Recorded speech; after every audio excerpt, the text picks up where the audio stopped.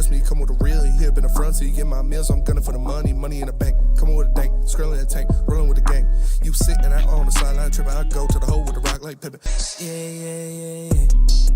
I'm okay. Everybody's might get cooked. What? I mean, Well, come on. they might. I'm just saying. They're going to play tough tonight. I hope so. Capitals that good this year? Yeah, they're one of the best teams in the NHL. I'm listening. I didn't like seeing this on the sheet. Yeah, I didn't like seeing it on the sheet, but I don't appreciate that. Well, suck it up, Buttercup. That's the fate of the world. It's not the They're fate of the playing a world. much better team. Right? It's something you typed on the sheet because you're a dick. You guys sound like bitches, dude. Whoa. No, dude. I think you're the bitch because you already I think gave they got up. a shot I tonight. said might. You guys sound like pussies. They're playing one of the best teams in the NHL. Could say Fucking tough get game. over Could it. have said like big game. Like, It is a big game, and they might get cooked. I mean, my gosh. I was They're thinking gonna try to feed Obi that to break the record, and they're gonna lose because of it. He's going for 40 goals this year, so they've been winning a lot.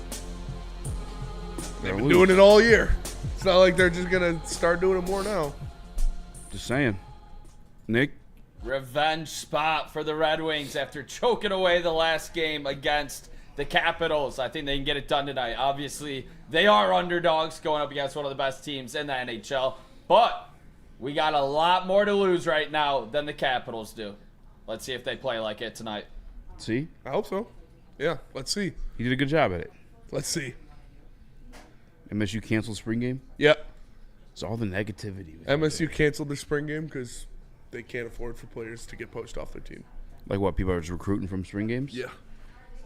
They can't transfer before. I mean, why would they transfer before the season though? Hey, we'll give you $800 or $80,000 if you come play for us this season. Is Michigan still doing their spring game? Probably. Yes, they Michigan also has a much better team and can pay a lot more money, so they're not in the same boat. It's rough, bro. Yeah. It's not. It's kind of bad for college. Dude, why are you football. saying it like that, bro? Why? I thought they had a chance to play this spring game. No, that's different than the Red Wings have a chance to win the game tonight. What?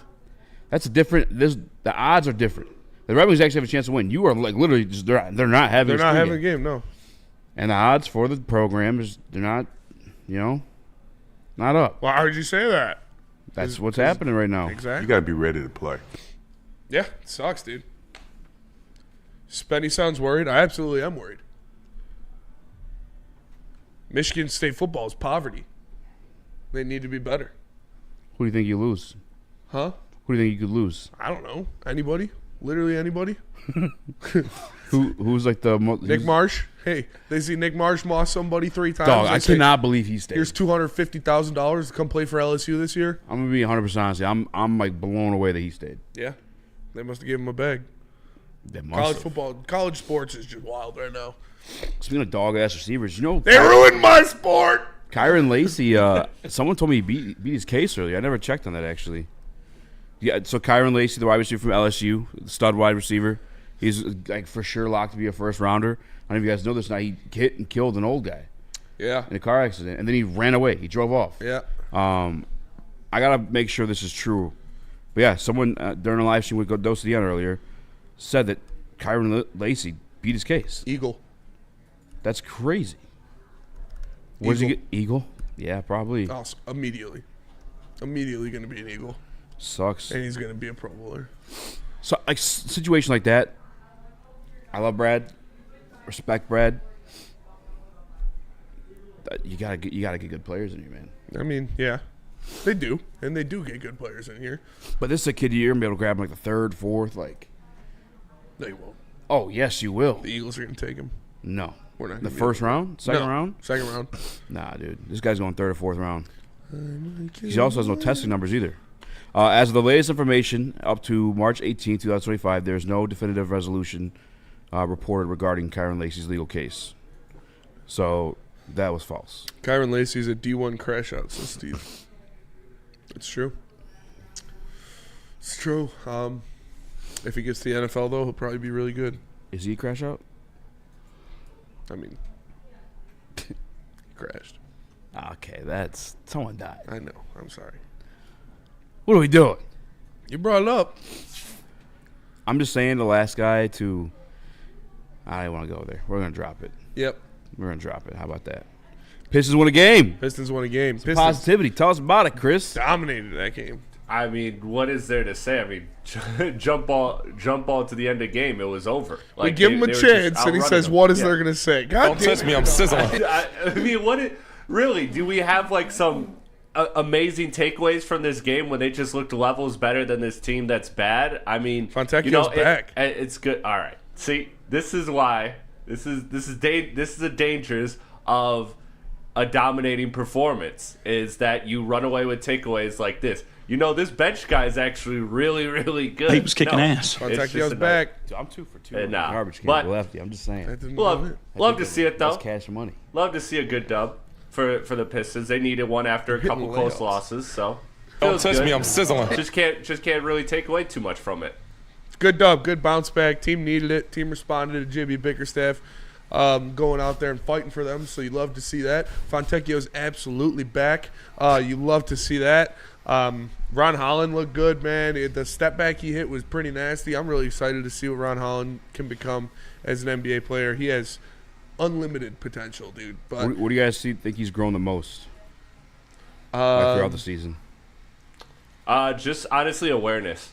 I think I think the way he's reading the game is a lot better than at the beginning. I mean, even when you go from little things like, and they were just nerves, but his very first game, the home opener, I saw him like walk into the check-in at the wrong time to like come in to the game and everything and line up wrong for free throws, like little things like that. But then obviously just feel for the game. It's just gotten a lot better.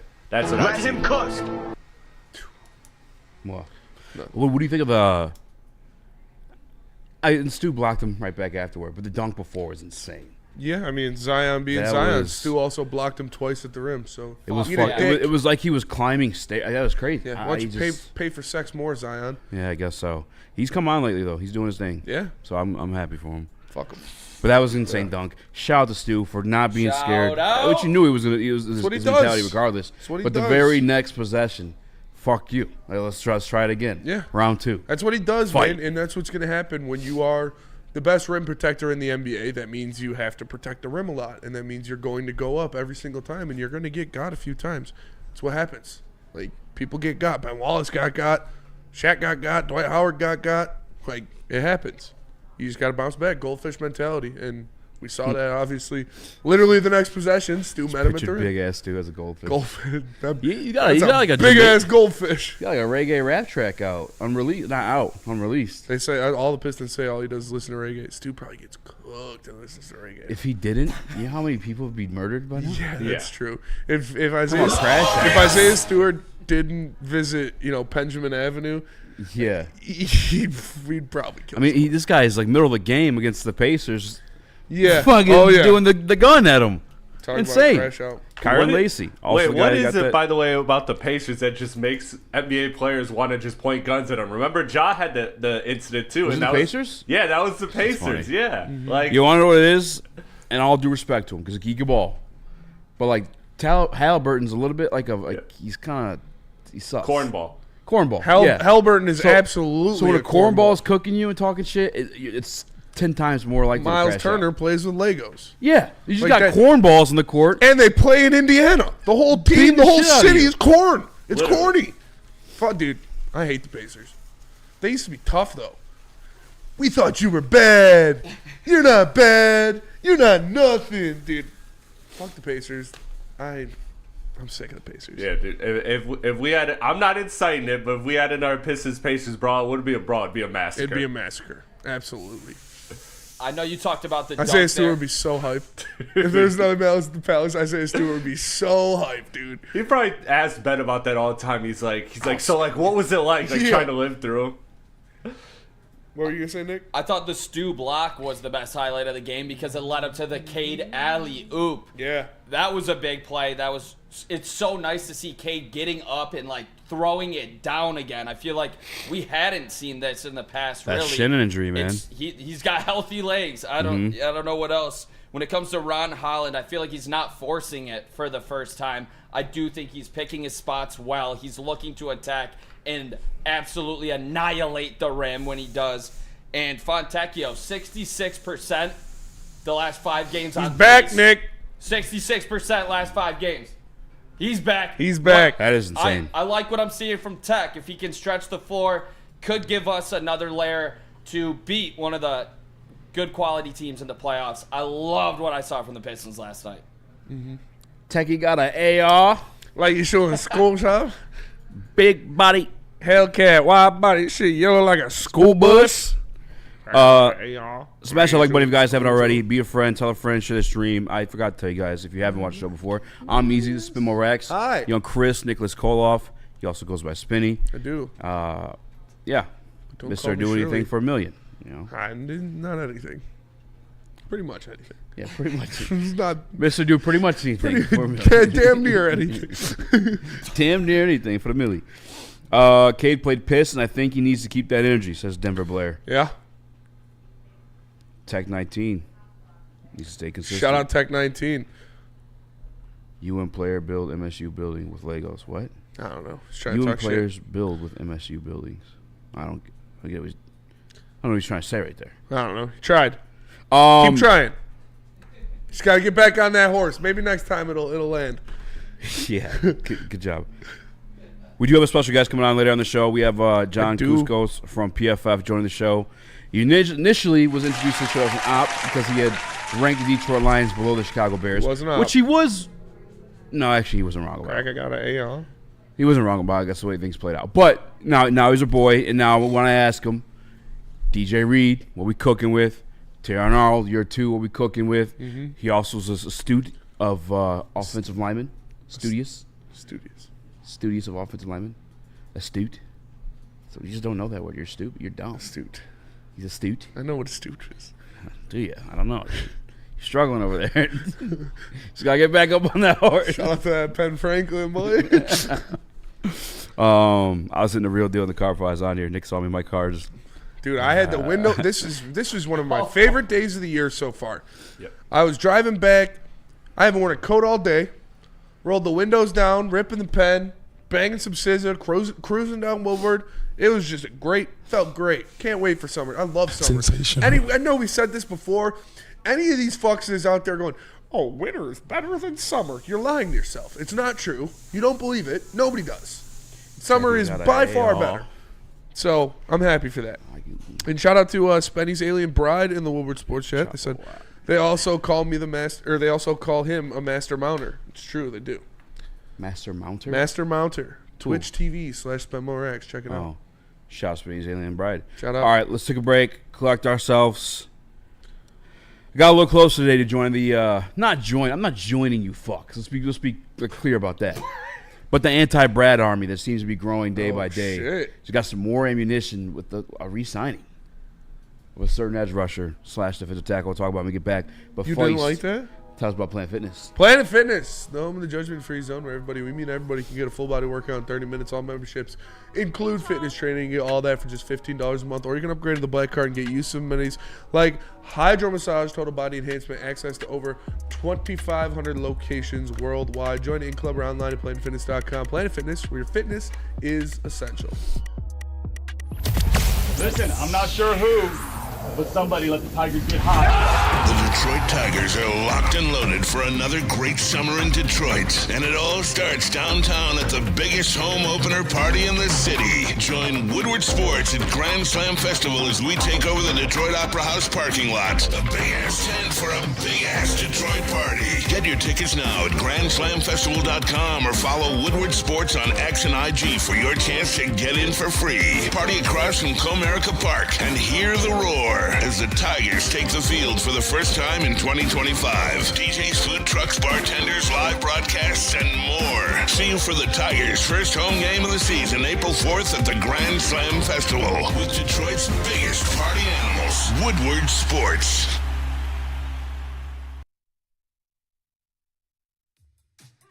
How do people feel about getting a Planet Fitness membership for $15 a month? How do they like working out in a clean and spacious gym that's filled with equipment for every workout? And how about free fitness training in the judgment-free zone that leaves them feeling energized all day long? Join Planet Fitness today with the free PF app, online or in club, and start getting that big fitness energy for $15 a month. We don't like to brag that we are the toughest sports network in Detroit, but we do have a guy named Darren McCarty on our side. Woodward Sports.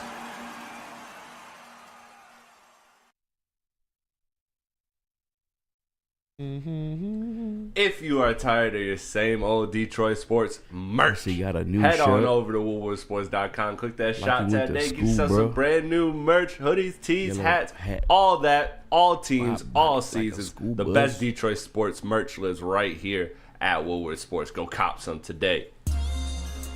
The Detroit Lions have officially re-signed defensive end / defensive tackle Pat O'Connor. You got the graphic that the Lions posted for it. If you want to throw that up, Chris. Shout out. Yeah. So yeah, Pat O'Connor, and there's that graphic for it. Pat Sorry. O'Connor. Where Yeah, is it? Oh, It's whatever. Just keep going. it's all right. sorry. This one. Yeah, it's not. That boy rode the short bus. That boy rode the show was. Pat O'Connor. Not Pat re-signed. O'Connor, Chris. I'm sorry. I just want to clarify that. Pat O'Connor. You hear that, Pat O'Connor? You see me in the streets. He's a big, scary human. Pat O'Connor's a dog. He showed out in the Green Bay game. I got a lot of respect for him. Mm-hmm. It's not that I'm crashing it about. It's the fact that Shane Zylstra re-signed as well, too. Shout Yeah. out. After the Shane Zylstra signing was another report that another tight end was in to visit. Yeah. Another no names. What are we doing? I mean, Well, I mean, at that point, Listen. at that point, I'm starting like, what are we doing? it's bodies. You need to build you need a roster, dude. You got to put these guys together. You need camp bodies. You need guys to bring in here. It's like, did you remember the free agent list that we had where there was like 20 guys on it? Like that, you have to fill those spots with somebody. Not with 20 fucking tight ends. You got 4 of them right now. That's it. You don't need any more than that. Yeah, I mean, for camp, you probably want an extra tight end. You probably want get one. him when you need him. You then. probably want one for the practice Give squad. me a fucking edge. Okay, dude. Give me some edge depth before we hit the draft. Because we don't know who's going to fall to you at 28. Who do you want? Somebody. So anybody. We want to bring bodies in here. We have fucking Marcus Davenport, whose bodies barely put together. Yeah. And they have Josh Pascal behind him, who is solid at setting the edge, can't get to the quarterback. You're talking about bodies. Give me bodies that play the edge position. Like who? Anybody. You said you're talking about another body, right? Yeah. Give me a fucking body. Like Pat O'Connor. No, not like Pat O'Connor. Well, he's anybody. That's a He's body. somebody more. Well, He's more. He's so more you of an had inside someone guy. you specifically want. No, Spinny. Like I just told you, give me a fucking body. And I just told you Pat Zadarius O'Connor, and Smith you was said the no. body that I want. Pause. Hey, I'm not judging. Wide just body to shoot like a straight. school bus. No, that's what we need to be focused on. That's where you need bodies at right now. The guy you signed, the people you have on the roster right now, all due respect to him, I like him when healthy, hardly healthy. Yeah. This team was a victim of injuries last year. Mm-hmm. It seems as if we learned nothing from it, in my opinion. Because you bring back everybody who got hurt. Aiden Hutchinson obviously coming back. You get him under contract either way. But I'm just saying, like, give me something else, man. Give me some bodies at the edge position. That's all I'm asking for. Trying to look for Free agent edge rushers? who is available still. Okay, Matt John. Matt Judon. I'd be cool with that. But that's what I'm saying. Like, I'm Do you not. expect them to sign Matt Judon? No, because that's what I'm saying. That's why I want. I guess I'm That's not a telling you body. I want a big. Yeah, I mean that would be cool. Selling I'll be Maz right fine now. with Matt Judon. I would be fine with Matt Judon. But I think that's putting expectations for names. I'm not. I don't care. I don't need the names. Give me fucking bodies. Get somebody in the room that plays the fucking edge position. Yeah. That's what I'm asking for. I don't want to put the expectation of Zadarius Smith. I don't want to put the expectation of Matt Judon. I just want somebody. They re-signed a Good. That is a body. That is not an expectation for a name. That's fair. They're talking with Ukwu to bring him back. No, Ukwu. he's already on. We got him in the future. They got him on a future, so Ukwu's back. Pat O'Connor. So those are 3. I know this. I'm not trying to be like, oh, we're good. But those are 3. You're saying you need bodies, people. Bodies. Him, her, him. Bodies. They need guys, and they got 3 of them. They're not big names, but you're not asking for Bodies. Yeah. What is that for the Snowfall? I don't know what you're talking. I don't know what you're on, bud. You never seen that meme? No. Oh, damn. Rip. And that's what the draft is for. Stupid, says Brandon S1. Shout out to Brandon, that's one. Do you care to retort? Yeah, you are a retort, Brandon. That's one. How about that? You like that? And again, I love Brad, and we're gonna cook in the draft, and we're gonna go over a mock draft of Daniel Jeremiah. I love Daniel Jeremiah's mock drafts because he's one of those guys. Hey, I do my rankings with my eyes and my mock drafts with my ears. So there's some validity to these picks he's making. He's heard something around the way before he makes these draft picks. Yeah, ranking with his eyes, mock draft with his ears. So Daniel Jeremiah, when he puts them out, I'm paying attention. There was an edge rusher in this one. We're going to talk about it after we talk to John. But, yeah, my reaction to today's free agency wave is give me some fucking bodies. Nick? See, I mean, Pat O'Connor looked okay at times. He's a good depth great piece. game against Green Bay. Good depth piece. And if you get 12 opportunities to play in the NFL, I would hope you would look good in one game. Jesus Christ. Yeah! I'm with you on the bodies, but more specifically, a body that was already in here. It's Zadarius Smith. That's the name I want. Like, is that too much to ask? Before the draft. That's all I want. That's all that I need in my life. Is Zadarius Smith back on this defensive line? But I also want to get your guys' take. Is this concerning moving forward when you hear a Pat O'Connor, when you hear a breaking news? Before the show, breaking news, Craig Reynolds just re-signs with the Detroit Lions. Yeah. Are you concerned that we're just bringing in guys that know and have been here before the schemes? And because to me, you just spent a 4th rounder on a running back in Vaki. Why is it a priority right now to bring Craig back before we actually go out and get a piece that I feel like could help this team out more? Again, guys. Real quick. No, we got that. We're good there. I mean, he's a good special teamer, but 25% word yes. And the reason why, and I like Pat O'Connor. I have no beef with Pat O'Connor. My issue is like we've gone through this where they were your depth piece, right? And then it didn't result in any type of pass rush other than like us having this in a blitz 90% of the time. I want a depth piece where I can have a little bit of faith they're going to get to the quarterback without us having to create the blitz. I've saw Pat O'Connor as that reliable piece. It wasn't as reliable. He had a game against the Packers, and I appreciate him for that. I guess that's what I'm looking for. And I'm only at 25% worried because I know 75% of what Brad does is within the draft. The draft is yet to come. Yes. But, obviously, little piece by piece, another little grain of sand in an hourglass, I'm starting to tick a little bit. We knew this was going to happen. We knew they were going to re-sign all these guys. I don't know why you guys are freaking out because they re-signed Craig Reynolds. I'm not freaking out about Craig Reynolds. It was going to happen. They needed to get these guys back on the roster. They needed to fill out the roster, and they'd rather do that with guys that are already here. They could still sign Zadarius Smith. He hasn't been signed by anybody, has he? Has anybody signed Zadarius Smith yet? Nope. No? Okay. I mean, he's not. I don't think when you say goodbye to the city, I don't know why everyone's like he's coming back. I don't think he's going to come back. I don't think they're going to sign anybody like that. I think they're going to draft 2 defensive ends and have that and go. And if you're not comfortable with that, then you're not comfortable with that, and you can say that right now. But I think they're going to keep what they have. Maybe bring in another veteran, but they're definitely going to draft at least 2 defensive ends.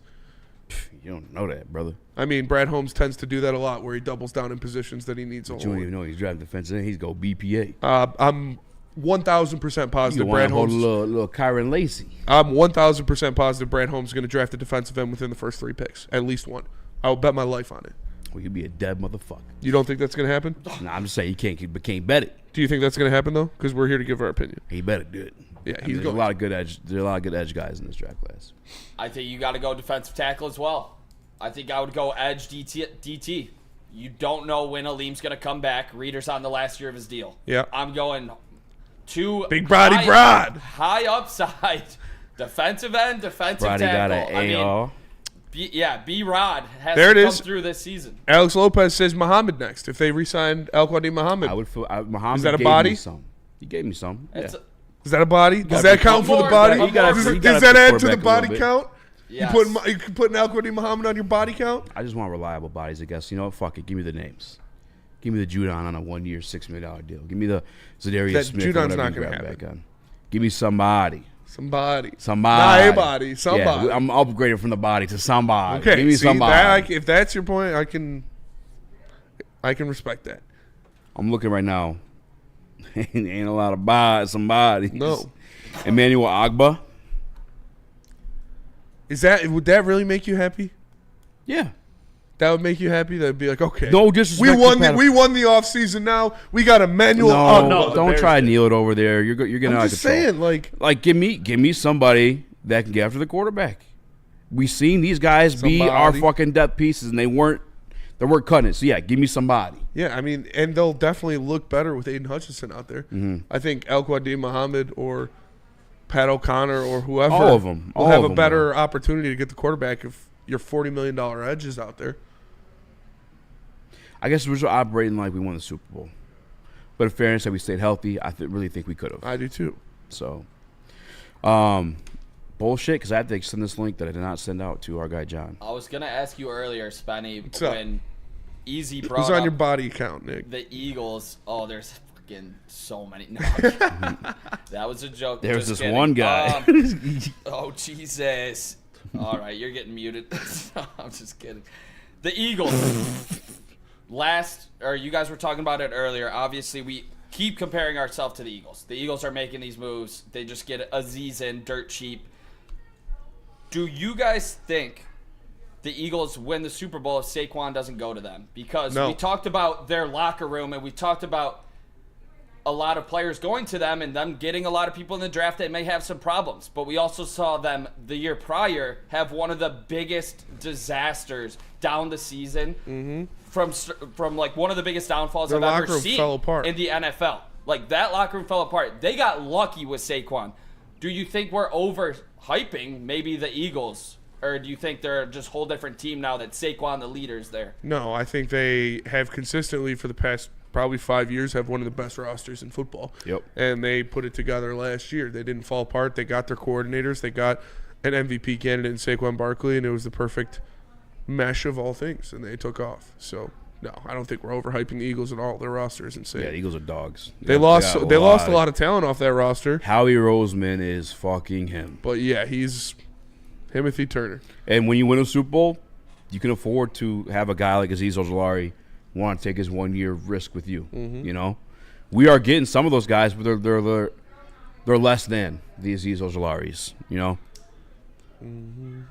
I was tripping. I thought the headphone was your hair. You're looking like Nick Wright for a minute. That had me bugging for a minute. Yeah, I mean, you can say I'm impatient. I just maybe not going BPA. He's gonna force that. Like I said, did he go BPA BPA last year? I believe he did. I don't know. I think trading up for a guy that you need to be your cornerback one is not going BPA.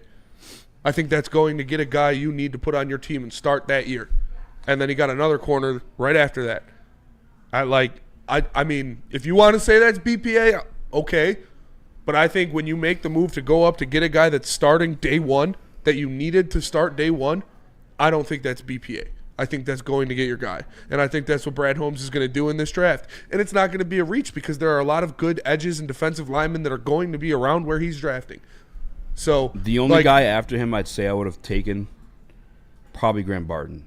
And again, it's BPA if like you only have 15 guys. You have the 32 picks in the first round, but you only view 15 of them as first round actual picks. If the glass, again, another grain of sand's gone, then yeah, you move up and go grab the last guy that you viewed as an actual first round pick. I believe it was BPA. I don't question Brad going off the BPA. I don't either. When he took freaking Jahmyr Gibbs, we took Jack Campbell. Like position value wise, you would never take those picks. Yeah. And I actually still I'm on the side of like don't draft the first round linebacker unless it's fucking Jihad Campbell. We can put multiple places unless it's a guy like in the souped-up version of Derek Barnes who could be on the line or be in a slot or be at freaking the wheel linebacker, like wherever you need to have him at. I think Tiam was a BPA pick. But I think there's a lot of edge rushers in this draft class that a BPA can very well be an edge rusher. Yeah, and I think it's going to be both. Like, going BPA is great, and establishing your team is great. You don't need to establish your team anymore. You need a fucking edge rusher. And there's going to be – it's not like you're going to have to reach for one. That's what I could see people being like, no, Brad only goes BPA if the first 6 edge rushers were off the board and he trades up to get Jack Sawyer. Like, yeah, he's not going to fucking do something stupid like that. I drive my car off a bridge. But if he trades up to get somebody like Pierce or like Williams or like Scorton or any of those guys, it makes sense because they're good. Like, it's not like they're bums. And it's also a position of need. It's okay to do that too, especially when that position of need is one of the 3 most important positions in the National Football League. And he knows this team needs it because he's done pretty much everything to try to get a guy over there. Zubo Wilson trading up in the draft is BPA, buddy. I just kind of explained that to you. You got the 32 picks. You may only have 15 first-round grades on those 32 picks. So you move up to get that guy in the first round that you view as a first-rounder. It's BPA. I don't know. Hope I educated you. Hope you walk away smarter. Let's go to break. Gives time for our guests to get on. Let's ask him about Terron Arnold. Let's ask him about DJ Reed because he writes for PFF. He does those cornerback rankings. I believe there's offensive line too. We'll get into it with our guy John Kosko. Real quick before we go to break, Burn with a super chat in there, $5 in the Woodward Sports chat. Says the Eagles are a crash out franchise. They virtually fired Howie from GM because they didn't like how he drafted LOL and then rehired him 2 years later. Is that true? Howie? That'd be crazy. But let's go to break. We'll come back. I mean, they made the right decision hiring him back because he's one of the best drafters in sports. Tell us about Feldman, Nick. He's one of the best GMs in general. Feldman, Chevrolet of Novi, Detroit's #1 Chevrolet dealer and the Chevrolet Dealer of the Year for 6 consecutive years. Get a 2025 Chevy Silverado 1500 Crew for just $199 a month. And you can also get a 2025 Chevy Equinox for only $249 a month. Come see George Hawes and his team at Feldman Chevrolet of Novi today. No one gives away more cash and prizes than Woodward Sports. You don't believe us? Here's our latest $10,000 winner. You guys posted, hey, if you guess all this stuff right, we'll give it's $10,000. I'm like, okay, well, why the hell not? And the winning doesn't stop there. How about our Outkick Your Coverage winner? I think you won.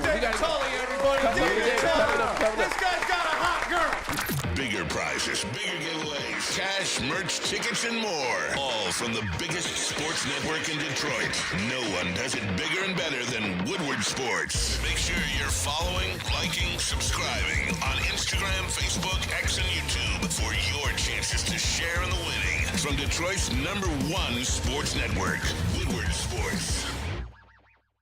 Walk into any Lady Jane's Haircuts for Men today. Open 7 days a week. Sit back, relax, and enjoy precision haircut, scalp massage, hot leather neck shave, and hot towel treatment from one of our talented stylists. Step up your game this season and take advantage of our $20 haircut special. Scan the QR code and get your coupon today. Lady Jane's Haircuts for Men, the ultimate haircut experience. Open 7 days a week. Walk-ins always welcome. Lady Jane's Haircuts for Men. It's wicked awesome. Is that an octopus in your pants, or are you just happy to see me? See what I did there? Go Red Wings! From Octopi Experts, Woodward Sports. Opening day, guys. You know we'll be down there. Grand Slam Opening Day Festival. You know where it's at. It's at the Detroit Opera House. Friday, April 4th from 9 a.m. Going all night, baby. No, obviously up until game time. But heavyweights will be there. We're actually not going to be doing our show. We're going to be out and about partying with you guys. So make sure you pull up. And I'm sure we'll be doing a giveaway for tickets again. But make sure you visit the Detroit Opera House website or the Grand Slam Fest website and get your tickets today. The Grand Slam website. The Grand Slam website. I was not prepared for that one. I apologize, guys. Because I was way too excited to talk to my guy, John. Right up for PFF. We got him? Yes, we do. What's up, brother? Hey, what's going on, fellas? Hey, John, thanks for joining us. Appreciate you tapping in, man. Of course, First of all, always happy to. Oh, not much. I mean, a lot going on. Lions fans are restless right now. I mean, I don't know if you're tied into Lions Twitter at all, but you'd think that Brad Holmes is the worst GM in the league with the way these guys are acting about him, man. It's like any fan base. Every fan base is not happy this time of year because they wanted certain guys or they make the biggest splash in free agency, and just not how you build a team. You fill small holes with free agents and you build through the draft, which is what Brad Holmes has been phenomenal at. Absolutely. And one of the guys you drafted last year that I respect your opinion on, and I want to see, I guess, what your expectations are for year 2 for him, was Terron Arnold. I feel like he was kind of always in phase, but never really turned his head around, and obviously was a little bit too physical at times too. What's your expectations for Terran Arnold in year 2? I would expect growth, right? I think he struggled a bit as a rookie. Rookies, you never know how they're if they're gonna hit the ground running, like we've seen from a cornerback position, especially like Sauce Gardner. Last year, Quinyon Mitchell and obviously Cooper DeJean were great as rookies. Terran Arnold had a lot of penalties. I think he was in tight coverage a good amount of time, but just gave up too many catches and made too many penalties. So I would expect him to clean up the penalties from a year ago. Last year at the end of the season, we had him as our 57th ranked cornerback in our advanced metrics. So not a great season, but not the worst by any means. Right kind of middle of the league. Out of 100 players, that's where I ranked him at. So not. I mean, from a rookie standpoint, not terrible by any means. It's just I think clean up the mistakes. And I'll see some growth because I think he was a really good prospect coming out, and I like his talent for sure. Okay, that was kind of gonna be my little add-on question. Do you still have the same expectations for him following his rookie season? Yeah. I mean, I don't think he's a bust or anything right after a rookie season where he struggled a little bit, right? Like I think you still lean on the talent that he had, your evaluations you had out on him coming out of college. Some players need some time to develop. The college game is different than the NFL game. You can't be as handsy at the NFL level as you can in college. Like, so you can get away with kind of like murder as a cornerback in college because they call flag the defensive pass interference and illegal contact differently in college than they do at the NFL level. So it takes some time for those guys, and I think for him, he's got the talent, he's got the speed, he's got the instincts, I think, at that position to develop to a really quality cornerback. Is he going to be like, Sauce Gardner, top 5 type of guy? Maybe not, but I think he should be a very good cornerback in the NFL. John, I know this is what you do for a living. You study, you do this. This is what you devote your life to, but I just think I'm going to listen to the average Lion fan that tells me because he wasn't Sauce Gardner his rookie year that he's a bust and he's just never going to get better. Yeah, he's a bum. He's never getting better. It's over for him. It was a wasted pick. Apparently, mid-20s. He's not the best corner in the league, and sorry, gotta wipe your hands and retry. Speaking of wiping your hands and retrying, a guy in Ennis Rakestraw who would have loved to do that with his rookie year of how it went down just ended up being kind of a wash because of injury, never really got the playing time or to be able to get out there. What do you expect? I know it's hard to, can we say, is he going to improve? Because we didn't see him enough last year. You didn't see him at all last year, really. Yeah. I mean, it's again, you have to see him. You just, you get a lot of snaps as a rookie or you don't. And if you don't get a lot of snaps, you kind of have to lean still on what you thought of him from a pre-draft evaluation standpoint. Now, there are obviously reasons why he didn't see the field much in 2024. And I think for him, he's a guy that I liked as a really physical type of cornerback that would go up there and he could play in a slot, be a really good run defender. So I think there's still a path for him, and there's a reason why he wasn't a first round talent. There's a reason why he went into the second round, and I think you have to let those guys take a little bit longer potentially to develop. And sometimes you're looking more to the future for a guy of, hey, we like what this guy has to offer. He has to clean up a few things here, so he's not going to see the field as much. Injuries have a factor obviously as well. So I think the guy still can be a quality slot cornerback in the NFL, and it's just kind of a wait and see with him basically at this point. I agree. Yeah, I'm with you on that one. How about DJ Reed coming over as a CB2 in his situation, now kind of put in a situation where we may be asked to be CB1? What are your expectations for him? Is he an upgrade or downgrade from Carlton Davis for the Detroit Lions? I love DJ Reed. He's one of the most consistent cornerbacks in the NFL over the past 6 years. He's consistently graded from a PFF coverage standpoint in the 72 to 78. He's not varied outside of that range his entire career. And last year, from an advanced data metric, we had him as the 8th best cornerback in the NFL. He was number 6 in when you talk about man zone match type of coverage. He was the 6th best cornerback there. So he's great. I think the Jets defense and what he was able to do before Sauce Gardner was there, he was still a really good cornerback. Actually, he arrived at the same time as Sauce Gardner. So he was with Seattle, then went to the Jets at that same time. So he was quality in Seattle, and then went with the Jets. He was really good there as well. So he's a guy that's going to be good in man coverage. He's going to be good in zone coverage. He's going to be sound in his assignments. You're not going to see very many busts from him. And he knows how to play high level defense, as we saw with the New York Jets for a number of years there. Yeah, I think that we really saw it last year where the Jets defense was not what it used to be. The Jets defense was not what we were used to seeing the past couple years. And when you broke down the statistics between him and between him and Sauce Gardner, there wasn't that much of a difference between the way those two played ball last year. You really saw him step up and take on. He was taking on more, targets and stuff like that. Anyways, he's still performing at a very high level. Oh no, go right ahead. I was going to say it's their defensive line. It was really bad last year. Yeah. Quinnen Williams had a down year for himself. He graded somewhere in the mid 70s, but he just wasn't as dominant down to down as he had been in previous years. But the rest of that defensive line, we expected them to be a top 5 unit. We expected their linebackers to be top 5 as well. They all dropped off. They just did not play up to the standard we had seen them play in the previous years. And so you have a poor pass rush. You have poor linebacker play in the secondary. In coverage, their safeties were not as great in coverage as well. So, defense is a weak link chain unit. When there's a weak link in that unit, it really kind of takes a toll on a defense rather than you have one shutdown corner or even 2 shutdown corners that you have in those guys. You can find everywhere else on the field to pick them apart, and that's what teams did. So Reed and Gardner were great. They're both top 10 in the advanced metrics that we have, and so it wasn't on them the reason why they were a poor defense compared to previous years. It was the other players that are around them that weren't very good. Are you as familiar with the Lions' offensive line situation as the defensive backfield? I'm pretty good on it. I know they lost Kevin Zeitler, but you've got one of the best offensive lines still with what's going on with Ragnow and Penei Sewell and Taylor Decker for sure.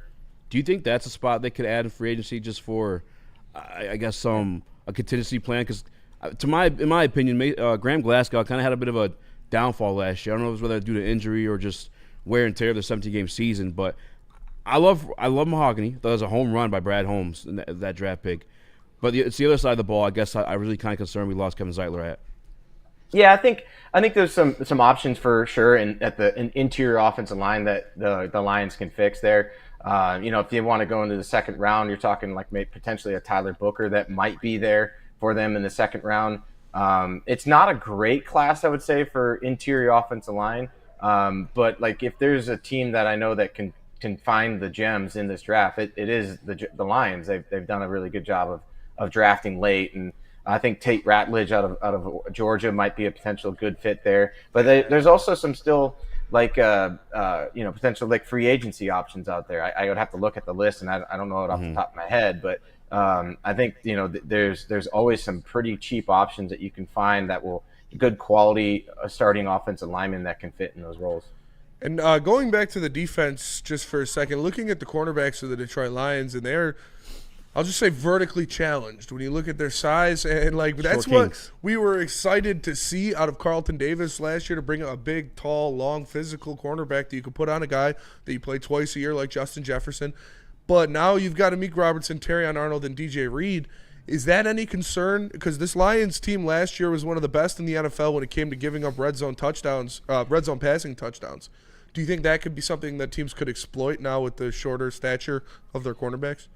Yeah, I mean, it's always a concern. You'd rather have guys that are 6 foot, 6 to 6'3" plus, that type of size with long arms, and it can scale the vertical tree with the big guys. But I think really when it comes to it, though, you want quality guys out there, and obviously you prefer them to be bigger, but sometimes they're just not. You look at these guys over the course of their careers, they've not been like a detriment in the red zone. They've still been quality corners in the red zone. So I really think it comes down to more technique rather than size when it comes to that. And these guys are good, especially DJ Reed. I keep talking about him in terms of how much I love the signing. You talk about this deal. I think it's a great deal because the 3 years, $42 million. I think that's a steal. Crazy good deal. Yeah, and I mean only 27.5 million of it was guaranteed. So it's like it's a really good deal, and you're talking about a guy that just doesn't give up very many touchdowns, regardless of where it happens on the field. So, as long as they're playing with good technique, regardless of the size that they're of the defender or the wide receiver they're going up against. I don't think it matters too much that they're on the shorter end of it. Obviously you would prefer taller, but it doesn't have, like, for me it's not a breaker, deal breaker. Yeah. Got some pretty good safeties back there helping out too in those situations. Yeah, exactly. Two of the best safeties in the NFL last year. For sure. So yeah, I like hearing it from you because it's non-biased opinion on that one. I gotta ask you this, man. I spared the talk in the DMs because I wanted to get to it in person because we share some pain. I'm a Lions fan. You're a Browns fan. Yes. What is going on in Cleveland, man? It's pretty sure they're going for a quarterback at number 2. Like, I saw your mock. I just don't see how, at least unless they show me otherwise, that they make a move for somebody that you could trust at the quarterback position. They have to be going quarterback at number 2, basically, because you can't go into a season thinking that Kenny Pickett's your starter. Like that, they don't believe it. I don't believe they believe that, right? Like it just would not be a smart move to do that. You're basically saying, hey, we're tanking for another year, or we're like mailing in for a year, and they have a good enough roster to maybe not compete for a Super Bowl this year, but to get back into playoff contention. I mean, just a year ago they won 11, 12 games or whatever it was, and had a really good season with one of the best defenses in the NFL. They still have a good number of those pieces on that defensive end, that defensive side of the ball. Obviously, Myles Garrett was just signed to a contract extension, so I think I think it's quarterback at number 2. I really do, because unless they make a big move for somebody, I just not going to believe it otherwise. And then one more thing you bring back to my Detroit Lions. I wish you guys gave us Myles Garrett because obviously it didn't happen. And then you reset the market, kind of screwed us there for Hutch too. Thanks. Yeah, you're welcome. Your mock, I checked it out. The Jackson Dart stuff was crazy, for sure. A little wild there. I'm with you. I love Jackson Dart. I think he might be the best quarterback in the draft. See, this is the polarizing thing of him. So our lead analyst, Trevor Sikkema, has him as the 126th prospect in the draft, and I have him as a top 10 type of guy. Yeah. So it's. I think he's going top 10. I don't know where specifically, but as a mock drafter, when it comes to it, I am a believer in Jackson Dart. So as I'm writing a mock draft and I see 3 teams right there with quarterback needs, they're going 1, 2, 3. That's kind of a logical explanation for me on that. They're going to go. The Giants are not going to pass up on a quarterback. They are desperate to take a quarterback, and this is why, for one, I had them trading up with a haul to get to number 1 to get Cam Ward. I've heard some rumors and some reports that they are trying to get up to that 1 spot, and from in my opinion, that would be for Ward. I put the Shadur Sanders to the Browns because Sanders is my top guy in this draft, and then the Titans, they need a quarterback, and I think after they've made that trade where they've added a bunch of assets, they can afford to take the quarterback at that spot and build the roster up around him with those extra picks. Yeah, I gotta say the trade out you built, you can't deny that if you're the Titans. I want to go to the Lions pick Nick Scorton. How do you see him pairing up next to Aiden Hutchinson? Yeah, we're hurting for a Scorton. Yeah. I mean, I think he fits what the Lions like from a dude that's going to get the nasty and big and heavy with his hands and push the pocket. And he does a really good job of winning pass rushes. And I know that obviously, what happened to the Lions last year where they had, a gajillion injuries on the defensive side of the ball. So Scorton makes sense to me. He was, from a production standpoint, was the better pass rusher, edge rusher at Texas A&M over Shamar Stewart. So I think for the Lions, they need that defensive line help, at least depth-wise, because, outside of Aiden Hutchinson, it really kind of fell off, and especially when you lose Aiden Hutchinson, that really hurts. So for me, I think they need to continue to build up that defense. I think they still need some weapons on offense and obviously address the offensive line, but I think that offense was still phenomenal anyways. So I think you attack that defense to try to hold opponents to less than 40 points in a playoff game, and might be playing for the Super Bowl. Yeah. Speaking of that defense here, Nick in the sound booth, Ennis Rakestraw, I was high on coming out of the draft last year, and the 61st overall pick last year by the Detroit Lions, could he be an improvement to this defense, and where were you at with Rakestraw coming out of the draft last season? I liked him. I think he was appropriately picked, about mid-second to late second type of talent. Physical type of guy who's going to go get after it in the run game, as well as he'll be physical at the line of scrimmage with wide receivers. So I think he can absolutely improve the defense if he lives up to what I think he can do and what obviously they think he can do. So there obviously I think that there's a massive upgrade going from Carlton Davis to DJ Reed. And then you've got, obviously you had just so many injuries on that defense that you don't have that injury bad luck next year. You get everybody healthy and have some depth there. I think it's just the regression to the mean that the defense is going to be so much better next year, just based on hopefully not having as many injuries. And could you see the Lions in kind of a conundrum with their defensive backs? Because it looked like Amik Robertson was at his best when he was playing outside. We saw him really take strides, both when he was in Las Vegas and they bumped him outside, and then obviously in Detroit last year, once Carlton Davis goes down, they bump him outside, and he was playing his best ball all year. Is that something they're going to have to look at? Is he not their slot guy, and he's going to be an outside corner? Maybe. I just don't think it's a bad thing to have too much talent in the secondary, basically, because once you get an injury there, essentially they're going to find that weak link and pick it apart. So, I think it's good for Amik Robertson. He's solid in the slot. Obviously, he played better out wide, and so I think it's one of those things where having more good players in the secondary, you can move them around and find the matchups that you want to find with those guys. And it's only benefits your defense. Do they have an interesting problem to try to figure out where to specifically play these guys? Sure, but the more the merrier, basically, when it comes to the secondary, because like you saw, as soon as a guy goes down in that secondary unit, it's really difficult to replace that guy. And we saw it obviously in the playoffs when Amik Robertson went down. Yeah. John, I also called you for an important task.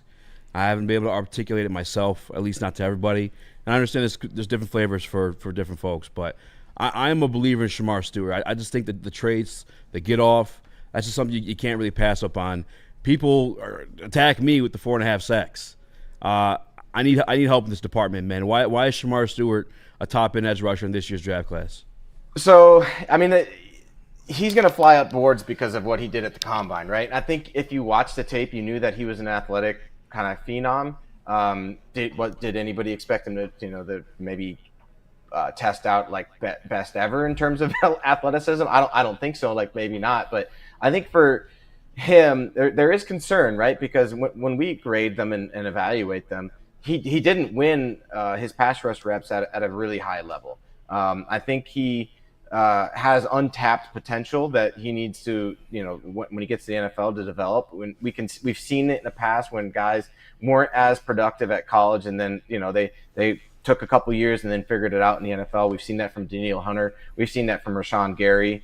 I would kind of maybe compare him more to Rashawn Gary, who was a phenom athlete at the position, kind of struggled in college to really produce, and then took a couple years in Green Bay, and now he's obviously a really quality edge rusher there. So I think that's kind of the hope that you have with him in terms of his projection. You look at Trayvon Walker, who came out of Georgia a couple years ago, who obviously flew up draft boards when they found out that he was a freak athlete. He was a guy that didn't produce very well in college. He had some good production, but not great. Not stuff that you'd say, oh, this guy's a top 10 or even first overall pick for sure. And he's struggled so far in Jacksonville. So there is a risk that you take when you say, hey, this guy is a phenom athlete, but he didn't produce in college, and you're expecting him to all of a sudden turn it on at the NFL level. Because there's a lot of hit and misses when it comes to that, and it's less of a hit when you see the bad production and in college, because if you're that good of an athlete, why weren't you winning in college in the first place? So he has obviously the raw talent. He needs to develop it though. And John, before we let you get out of here, we appreciate you so much for joining. You, man. I got a couple questions for you to try try to calm down the Lions fans, because it's good to get the outside perspective on it, because if we say it, we're called slappies, we're all your yes men, blah, blah, blah. But normally we're the guys freaking out. Like when we didn't trade for Chase Young, when we could have made a Super Bowl, we were the guys freaking out, and they were calling us crazy, and now it's kind of flipped. First one, what would you grade Brad Holmes' free agency so far from the outside perspective? I'd probably get a B+. I think it's been very calculated, and you're not spending money wildly. I think he does a really good job of finding pieces that you need. Obviously, the defensive tackle Onzuwerke, I don't know how to pronounce his name, but good signing, good quality player. Obviously, for cheap too. Talking about a $5.5 million deal. For 1 year. Roy Lopez, not great PFF grades, but again, get him for a cheap contract, a veteran guy that knows how to push the pocket and is quality there. And obviously, I love the DJ Reed signing. I think that's one of the best in all of free agency of any team that's out there because of how good he is. So I think he's been fine. B+ for getting good value from the signings he has had. But the thing is, he's the type of guy that finds good value in the draft and drafts really well, and that's how you build your team. So he's kind of plugging some needs that the team has in free agency, so it allows him to be able to take the best player available when it comes to the draft, which is what he always does. And then finally, one thing the Lions either need to do or have to have happen for them to get back in the NFC Championship game and beyond. They need to be able to. I mean, Jared Goff, I think, needs to be able to play better in the playoffs. Ooh, they're not gonna like that. No, right?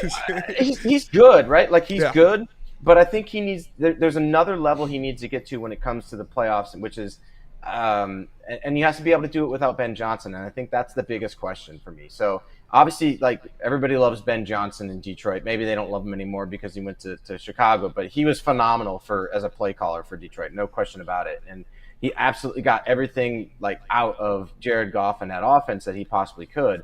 So is there another level that Jared Goff can get to? I'm not sure there is, but I think I want to see him just to be more consistent at the biggest stage level. I think he played well, obviously, in 2023, that playoff run. I don't think the collapse was his fault by any means. I agree. But I think there's an aspect of being the quarterback where it kind of does fall on you to lift that team out of the doldrums that they're in and to be able to overcome that comeback and basically pull it off in the end. Same thing with last year where they ran into a kind of a juggernaut that were the Washington Commanders, and the defense was really bad. But I think there's a step that he can make to also. Part of it is it's hard because they really kind of moved up and down the field, but there was aspects of the game where you thought he could have made this throw or made this play there and didn't do it, right? So in that big moments, those small mistakes kind of get magnified, and I want to see him kind of elevate above that a little bit too. Don't we all? I mean, it comes down to the quarterback in the NFL. It really kind of does, and. I mean, you look at that game, Jaden Daniels played better than Jared Goff in the end. I think he was just a little bit better than him, and that's what ended up winning it for them. And, I mean, there's a bad play call there with the wide receiver reverse pass that was intercepted or whatever. But Goff threw an interception that was – I think it was returned for a touchdown, right? So, yeah. I think that those mistakes, and one of those was his, he doesn't make that mistake. Maybe it's a different ball game at the end of the game there, and it's not it's a one-score game or it's a tie game or whatever, because that pick six, instead of being a pick six, maybe they score in that drive and you're talking a tie game at the end. So Yep. Yeah. Small mistakes are magnified in the playoffs. They really are. Absolutely. Yeah. Going against good teams. One last thing on the Shamar Stewart stuff, if you don't mind, because Nick Scorton, you played at Purdue, and he was very productive at Purdue with the sacks. He went to A&M. He's on this great defensive line with Turner and stuff like that. The A&M scheme, were they just looking for the read option, just playing the run? Because even Nick Scorton kind of went down production and gained weight. Yeah. They didn't get as many true pass rushing opportunities as they had in Scorton in the past with Purdue, and so those guys obviously when you do have those opportunities, you have to make the most of them. I think Scorton did. I think Stewart didn't, right? And I think the system didn't help, but and that is part of like an issue when it comes to like projecting to the next level, right? So you see the talent the raw talent that Stewart has and the athleticism, and I think that there's untapped potential there because you see the system and you go, all right, this guy's not being asked to full on rush and try to get to the quarterback. He's kind of waiting for the read option and then rushing, and then because of that, there's no quick get off to be able to get by the offense tackle, and so therefore you kind of have to win with like a predetermined pass set, like moves and stuff like that. And he doesn't have that, and I think if he doesn't have that, it makes it much more difficult to win by if you had your pure athleticism to get by, if you can time up the snap and get by the offense tackle. So there because of that, there's a lot of, hey, this guy could potentially get to this elite level in the NFL that he didn't show in college because of these reasons. I appreciate your time, man. Thank you Sorry so to keep much, you a little Sean. extra, man. No, it's all good. I'm happy to talk ball at any time. You got anything you want to promote? I know you just did your mock draft. Any other articles you got coming up? Yeah, I got an article coming up on Friday. It's going to be on Cam Ward.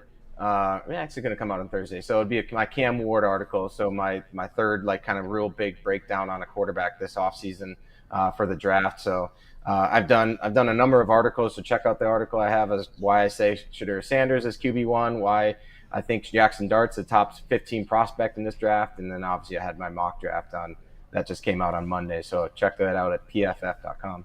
Thank you so much, John. Appreciate you, brother. Thanks, brother. Hey, my pleasure, guys. See you later. PFF guys, man. Ball knowers. Ball knowers, dude. Eat, sleep, breathe football. It's all they do. Makes me jealous. We kind of do that. Yeah. But I got to focus on the shitty, poopy Red Wings, dude. No, I'm just kidding. Yeah, I mean, Tigers really is going to break me this year. Yeah, the Tigers, honestly, are taking a big chunk of my brain that should be focused on the draft right now. Yeah. But I'm just stressing about Javi Baez on third base and Torkelson playing right field. And insane stuff. Yeah. With you. But at least it's also kind of a good thing because we haven't had to be dialed into the draft since October, Yeah. Let's go to break, though. We'll come back. We'll talk some more Lions, but tell us about bracket, and then I'll tell you about Dr. Pierce. All right, let me tell you about the bracket challenge because it is back at Woodward. Woodward Sports is at it again, giving away more cash and prizes than anyone in Detroit. Get into our March bracket challenge, powered by Juga Nathan Neurosurgery. If you have the biggest basketball brain and get first place, $1,000 cold hard cash. Second place, a weekend at Grand Traverse Resort in Traverse City, including brunch and golf. Third place, 2 club seats to Pistons vs. Bucks with food and drinks courtesy of RHB Laboratories in Troy. You can register now at woodwardsportsbracket.com. And after Selection Sunday this week, you can fill out your bracket for the chance at the $1,000 in cash and other prizes. Go to woodwardsportsbracket.com for the best bracket. Woodward Sports. Attention sports fans, don't miss out on expert sports injury insights with Dr. Jeff Pierce of Michigan Sports and Spine. Join Dr. Pierce every Tuesday on Big D Energy and Thursdays on Ermanni and Edwards, where he offers top-notch injury advice. Trust the guy that DMAC trusts, Dr. Jeff Pierce, here to keep you in the game and performing at your best. For more information, visit MichiganSportsAndSpine.com or call him at 248-426-9944. Woodward Sports is at it again, giving away more cash and prizes than anyone in Detroit. Get into our March Bracket Challenge, powered by Juga Nathan Neurosurgery. If you have the biggest basketball brain and get first place, you win $1,000 cold hard cash. But it doesn't stop there. Second place gets a weekend at Grand Traverse Resort in Traverse City, including brunch at Erie and golf. Third place, 2 club seats to see the Pistons versus Bucks with food and drinks courtesy of RHB Laboratories in Troy. You can pre-register now at woodwardsportsbracket.com. That's woodwardsportsbracket.com. Then, after Selection Sunday, fill out your bracket for your chance at $1,000 in cash money and more. Pick by mascot, choose by team colors, have your dog picked. No matter how you do it, go to woodwardsportsbracket.com right now and register. All powered by the best in the game, Juga Nathan Neurosurgery and Woodward Sports. Feldman Chevrolet, Michigan's #1 Chevy dealer, is kicking off the game with the best prices on all cars, trucks, and SUVs, like this 2024 Silverado for just $296 a month, or this 2025 Equinox for as low as $371 a month. Our locations in Novi, Highland, New Hudson, Livonia, and Lansing means we have the perfect Chevy right in your backyard. Get the home team advantage every day at Feldman Chevrolet, Michigan's #1 Chevy dealer.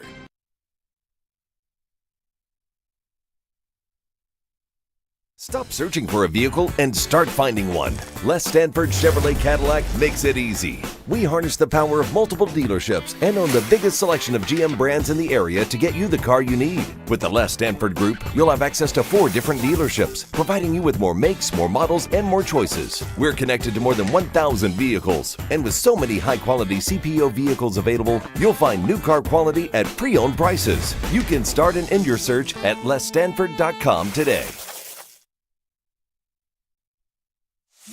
It's bear hunting season, and Dan Campbell is hungry for some kneecaps. If you can just get a hold of them and you start dragging their ass out to the deep, dark abyss, you can drown them. The Kings of the North are back for another year of the brand new Lions. Make sure you're locked in to Detroit's #1 sports network for all the news and info on your Detroit Lions. Woodward Sports, let's go. Mark White, gonna do you right. Yeah. Mark White, gonna change your life. Okay. Visit him again, ladies and gentlemen. It's markwhitesales.com and save yourself up to $5,000 in the closing costs of your brand new home. That's 248-290-8242. Visit him on markwhitesales.com. That's 248-290-8242. Visit him at markwhitesales.com. Wait. Jars, cannabis top shelf quality, unmatched variety and price for the people. Visit shopjars.com to find one near you. That's how I get right to deal with a lot of you guys during the show. Shopjars.com, find one near you. And if you're in Grand Rapids, Madison Heights, and Milan, there's a location coming to you soon. Wait. What are we doing again? Wait. So at 24, do 10, and then at 38, do what I proposed. Let's just do at 24. We just do Caesars and Les Stanford. Why we discuss this now? Okay, yeah. Put in checks. Because we haven't yet. We Okay. haven't done either of those. That's fine. Wilson, Chase Young is pretty good. Chase Young went to the Super Bowl that year. Chase Young got us in the backfield to go to the Super Bowl that year. What are we doing, Bubba? I don't know. You're struggling today. Pretty hard. It's your second hard fall. All right, who's next? Say. What's next? Daniel Jeremiah? What's next? Nail it. Yeah. Daniel Jeremiah, my favorite mock drafter out there right now, outside of our boys. Shout out to Scott. Shout out to Russell. Shout out to whoever else I love that's out there doing mock drafts. But Daniel Jeremiah tied in with the scouts, former scout himself, time with the GMs. He obviously reports in the combine alongside Rich Eisen. And his famous line when he talks about his mock drafts is why they come so seldomly. Is he does his ranking with his eyes, mock drafts with his ears. Meaning he's listening to these guys when he's out at the combine. He's listening to these guys. They call him and ask him his opinion. He's a former scout himself. When he makes these mock drafts, they aren't just, I think this is a good pick. Some of them may be, but a lot of them are due to things he's hearing around the league. And so Daniel Jeremiah dropped his mock draft 3.0 post-free agency. And I want to get some of your guys' thoughts real quick. Starting with, I guess, the biggest, not head-scratcher, maybe surprise, Shedeur Sanders going number 2 now to the Cleveland Browns. Shedeur Sanders going number 2 to the I'm Cleveland sorry. Browns. Wait. I apologize. That is John's mock draft. Shedeur Sanders going to the New York Giants, number 3. Number 3. Okay. Who goes number 2? Number 2 is Abdul Carter, I believe. Let me pull it up real quick. Then who goes number 1? Cam Ward. Okay. Wow. Cam Ward to the Titans at number 1? Cam Ward to the Titans at number 1. Okay. Yeah, that makes sense. Yeah, no. I mean, the Browns need a quarterback. It's not crazy. So do the Giants. No faith in Kenny Pickett out there in Cleveland? No. Kenny Pickett's bust. No, I fucked that all up. Cam Ward, yes, number 1. But you reiterated my fuck up. Okay. Browns are taking Abdul Carter, number 2 overall. Okay. Shedeur Sanders, number 3 to the New York Giants. The Browns taking Abdul Carter, I mean, I guess. I should have asked that to John before we get out. He's a big Browns fan. That gives you the tandem of Carter and Garrett, but, like, they need a quarterback. Yeah. I don't think the Browns don't go quarterback. Yeah, I know. Myles Garrett was on. I don't know if it's a podcast or a show, but there's a clip out there saying like part of the reason he came back is he liked their plan at quarterback and what they're going to do. And it's obviously nothing to do with Deshaun Watson because he's out of commission, out for the season already. So it's either they're going to sign a veteran guy like Russell Wilson that he may believe in. It's not Aaron Rodgers. I heard nothing about him going to Cleveland. I think Shedeur Sanders might be not a lock to the Browns, but a possibility. You think he's going to accept that? I don't know. Or do you think he'll Eli it? I think he'll Eli it. And end up in New York, just like Eli as well. That's probably why Shedeur. Would you rather be on the Browns or the Giants? At least the Giants have Malik Neighbors, but like, who knows how long they'll keep him? They'll probably just let him go to free agency. That's a really good question. I think I'd rather be on. That's a great question. Like, the Giants are a shit show too. I want to say Giants have a better owner, which I guess you still could say. Was John Moore? Did he own them when they were winning Super Bowls with Eli? I'm not sure. I'm not sure either. I guess maybe the Giants, but them keeping Joe Shane as a general manager into this offseason, super head scratcher for me. Inexcusable. Absolutely. It drives me kind of crazy. The chaos in the beginning of that one, though, caused Travis Hunter to fall number 4 to the New England Patriots. Makes sense. What? Yeah. Mr. Leahy, drunk in the chat. Shout out. Cam Ward is brown. That is true. I love some Grady Dick. Number 5, Jalen Walker, the Jacksonville Jaguars. That's a big jump. Yeah. He's been going like 9, 10, 12. I mean, the Jaguars are a shit show. They need so much. Yeah. That'd be a good old Jaguars pick over drafted when, obviously. I mean, is it passing on Hutchinson? I mean, just bringing that back up for Walker. I think that was one of the biggest draft fuck ups. I don't know if it's.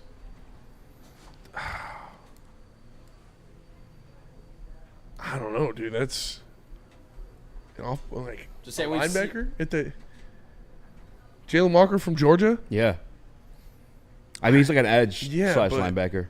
I think it's garbage pick. That's a terrible pick. They need offensive line. Yeah, honestly. They need offense. They got to protect Trevor Lawrence. I mean, if you're going to grab somebody, too, on the defensive line, I would have grabbed maybe Mason Graham. Definitely Mason Graham. Because you have 2 edges right now in Josh Allen and Trayvon Walker. So, you're playing him at linebacker that he's not great at? Yeah, that's what I'm saying. They would have to play him at linebacker. When he is at linebacker, he is more of like a Micah Parsons type, Abdul Carter type. He's like, but is he Micah Parsons or Abdul Carter? No, he would be the number 1 pick if he was. This is the blurb on it too. He says Jalen Walker would form a dynamic trio with Josh Hines Allen and Trayvon Walker, with the latter kicking inside on passing downs to give all 3 players a chance to rush the passer at the same time. Jalen Walker could play off ball linebacker on early downs and then rush off the edge when it's time to hunt the quarterback. Which I don't mind that, but then I don't know. I feel like you're limiting him by putting him at off-ball linebacker. You are absolutely. You're taking away his best skill set, which is rushing the pass. Yes. Yeah. I mean, you can blitz him obviously, but I don't know. And sorry guys, I'm sorry to Detroit Supremacy. Sorry, Sandy. I'm just not dealing with bullshit today. I'm just not in the mood for it. So maybe try again tomorrow. Number 7, the Jets took Armand-Membu, the tackle out of Missouri. Yeah, I mean, I'll speed it up and get to the Lions. They need offensive line. Mason Graham fell number 8 to the Panthers. That's crazy. G.I. Campbell, number 9. I would love that for my Panthers. I would love that for Jacksonville. Are you kidding me? To put him in the middle so that defensive linemen on the edges could actually eat. Yeah. That'd be classic Jacksonville. Passing on Mason Graham to go off-ball linebacker. Don't like that. Carolina Panthers, so they got Mason Graham. Number 9, G.I. Campbell of the Saints. The Bears did not take Genty because he went 6 to the Raiders. I saw that. My friend sent me a mock draft of that. I was clowning him there's no fucking way. They don't have a running back. Is that too early for Genty? What was it? 6 to the Raiders? To the Raiders? They got Pete Carroll, who's an old school guy. Yeah. He had his success with Marshawn Lynch. Who did the Raiders...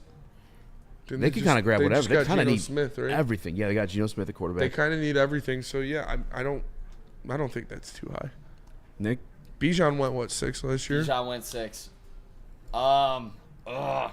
This is troubling. I mean, think about Vegas. You know, like you need a star in Vegas. Could he be the star of Vegas? Yeah. Could he be the star that they need? You know, people are going to the games there, like, see, you know, Genty do something crazy. Yeah, if you're not going to have well, I guess you got Geno Smith, who is solid. Serviceable. I was going to say, if you're not going to have a great quarterback, give him a run game. Strong run game. And help him out a little bit there. Either way, they had a ripple effect. They gave you guys number 7 and gave you 9. The ripple effect was the Chicago Bears, who I think everyone and their mom at this point had Genty falling to. They have Will Campbell falling, which completes their offensive line. I don't want to say they'd be scary or a problem or anything like that, but it's a step in the right direction for them as an organization, finally, I feel like, at least. The 49ers take Jahdae Barron. I believe that's before Will Johnson. Yeah, that's before Will Johnson. That's kind of crazy. Jahdae Barron, number 11 to the San Francisco 49ers. Will Johnson quit on his team. They don't like that. GMs don't like that. Yeah, maybe. No. No, that was a joke. Cowboys take Matthew Golden at number 12. Okay. This fair. pick. Wait. Who did T-Mac go yet? No T-Mac yet. Golden over T-Mac? Golden over T-Mac. God. He ran a 4.3. Dallas T-Mac ran a it's the 4.5 blurb. With Ashton Genty off the board, I wouldn't rule out North Carolina running back Amarian Hampton landing here. Yeah, I've heard that too. I've heard multiple running backs could go in the first round. In this Running case, back. the Cowboys give CeeDee Lamb a partner who could take the top off the defense and is more than just a speed threat. I guess they're another team that kind of use everything, so I guess I can't really hate on it. Where you have that one, Nick? Yeah, whatever they do, I just don't think it's the right move. I think they got to go running back. Mm-hmm. When they were successful in the past, is when Zeke was dogging with a extremely talented offensive line. You know, I just think they've gotten way too flashy the last few years, trying to load up on corners and wideouts with CD. You know, I think they got to get back to the basics in Dallas when they're at their best. They're running the football. Yeah, I agree with you. Is that funny? No, I was reading a comment. I thought it was again, a solid point. No, I agree. The It's a mock draft with his ears, so a lot of this stuff is weird. But obviously, come draft night, shit is weird. Shit is different. Happens. And it makes sense because you're like, why would they do this? Those are the organizations that make those questionable, dumbass decisions. Yeah, like the Jaguars. Yeah, and the Cowboys. I'm gonna throw the Dolphins in this one because at 13 they took Malachi Starks, safety out of Georgia. Why don't you get an offensive lineman to gotta protect get an Tua Tagovailoa? Tua's a taking tie bomb, bro. It's insane. He is one hit away from eating mac and cheese for the rest of his life. Like, this guy, you gotta protect this guy. Mac and cheese is great, though. Because we're brothers in the struggle. Yeah. Yeah, you're a Dolphins fan. What do you think you of are that? a Dolphins fan. By the fan. way, his blurb on this one, he says like the league loves Malachi Starks, so he's a highly coveted prospect. Yeah, but still. Tackle? No, safety. Safety. I'm out. No. Yeah. Hard no. No, he's not gonna make it to 29. You know, like he won't make it to 30 if not. Like, don't give him some protection. Yeah, and they already have the two weapons on the outsides. Like they're Tua's fine gonna have there. to piss sitting down for the rest of his life if they don't draft him a lineman in this draft. Yeah, I would go first round, second round lineman if I'm the Miami Dolphins. I'm getting speeding up here. 14, Tyler Warren.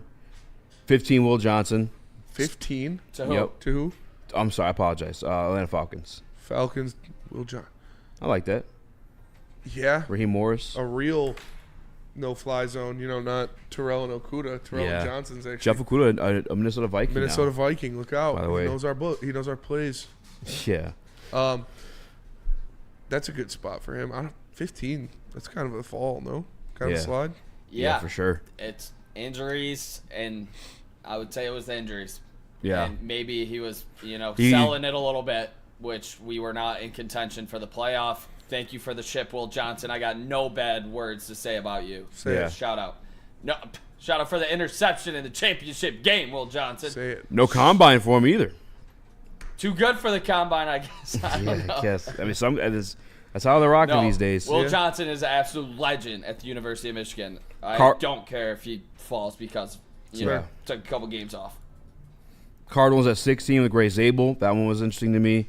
Bengals did go defense. They got Mike Green. Seahawks went Colston Loveland. What's up? Mike Green to the Bengals. I like that. Yeah, I like that too. Especially if they're going to lose Trey Hendrickson. I was going to say, has there been any talk on them? They said they wanted to re-sign him. Yeah. I mean, maybe, maybe it's still going on. I don't know. Are you concerned about Colston Loveland and the Seahawks, Spenny? I mean, R.I.P. and Sam Darnold? He's got some big shoes to fill.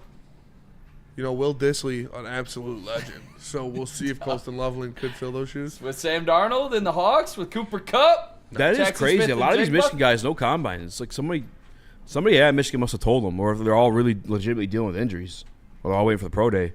I don't think you need a single Michigan guy. I think Kenneth Grant was going to do it, but he tweaked something. Yeah.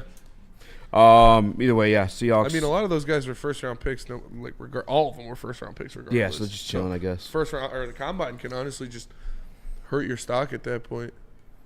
Tampa Bay Buccaneers grabbed Donovan Ezeraku at 19. The Broncos grabbed Amari Hampton, the running back that we were talking about earlier. Broncos? Yep, I pick like 20. That. I like that a lot. 21, Jackson Dart to the Steelers. There it is. I'm not high on Jackson Dart. I feel like you're just revisiting the freaking Kenny Pickett stuff, but you're a fan. I'll let you speak on it. Yeah, I like Jackson Dart because I saw some highlight tape of him, and it started with his ex-girlfriend saying he cheated on her. So I was like, all right, I like this guy. Was that real, though? Hell yeah! That was real, his ex-girlfriend? Yeah, oh yeah. I thought it was just a random ass. No, saying like he cheated on her all the time. And then it's crack, I got an AR. Like his school's up, and it's Jackson Dart making plays. I'm like, all right, I'm in. Wow, I'm in. I'm fucking with this kid. Let's go to break, though. We'll come back, and we'll get the Lions pick from Daniel Jeremiah's newest mock draft. But first, let me tell you about Les Stanford. Les Stanford Buick GMC has great offers for everyone. Get a 2024 Envision Avenir for $299 per month, or try the 2025 Sierra Crew Cab Elevation for only $229 per month. Don't forget the 2025 Hummer EV SUV for $799 per month. Go to Les Stanford today and check out their massive inventory. Les Stanford Buick GMC, LesStanford.com. Love Woodward Sports? Love wearing clothes? Then you should be wearing Woodward Sports clothes. Check out our full line of merch at woodwardsports.com. Just click on shop. We have all your favorite designs, like Dan Campbell kneecaps, Woodward golf, and of course, our own logoed out merchandise. Men, women, infants, kids, all love Woodward Sports. Impress your friends. Impress your boss. Impress your dog. Buy Woodward Sports merch today.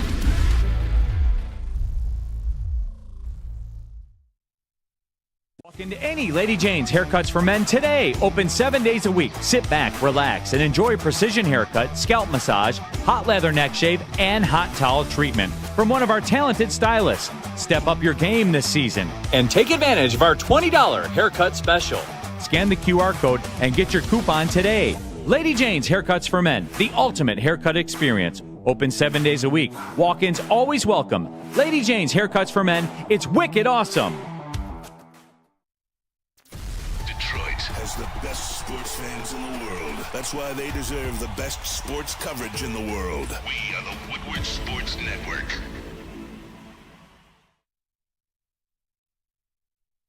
Caesar Sportsbook, the official sportsbook of Woodward Sports. Make sure you scan that QR code above my head. Use code word Woodward1000. Your first bet up to $1,000 will be risk-free, meaning if it doesn't cash, you'll get it back in bonus bets.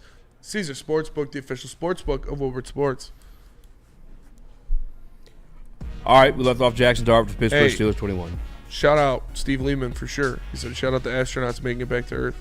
Absolutely. They're back Oh, already? did they? That's what you just said. I heard they weren't supposed to make it back till I thought it June was like a last year. I Yeah. hope. Shout out if that's true. We were almost had to send Bruce Willis and Ben Affleck up there. That was crazy. Shout out. That's great. That's wild. When Trump was talking about GM, talking about them falling in love. No. They wonder if they're falling in love. Did he really? Yeah. He's crazy. Well, I mean, to be fair, we all kind of speculated. It's Yeah, just YouTube Splashdown up in confirmed space. Crew 9 is back on Earth in their SpaceX Dragon spacecraft per NASA 22 minutes ago. That's dope. So good shit. Who saved American him? heroes. Huh? Who saved him? I don't know. Elon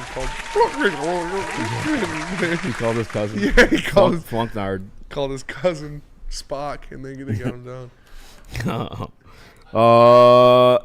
T-Mac went to 22 to the Los Angeles Chargers. 22 to the Chargers? Yeah. I like that. That'd be a steal. That would be a steal. And you get him and McConkey with Justin Herbert. Yeah. That'd be dangerous, dude. Here's where it comes like you got to be hearing some shit because this one I've yet to see in the first round at all whatsoever, and it's the cornerback Maxwell Hairston to the Green Bay Packers. I only bring him up because they're our division rivals. Mm-hmm.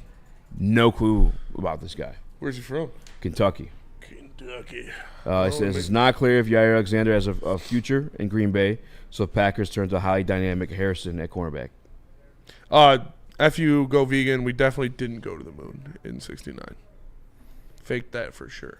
Of course not.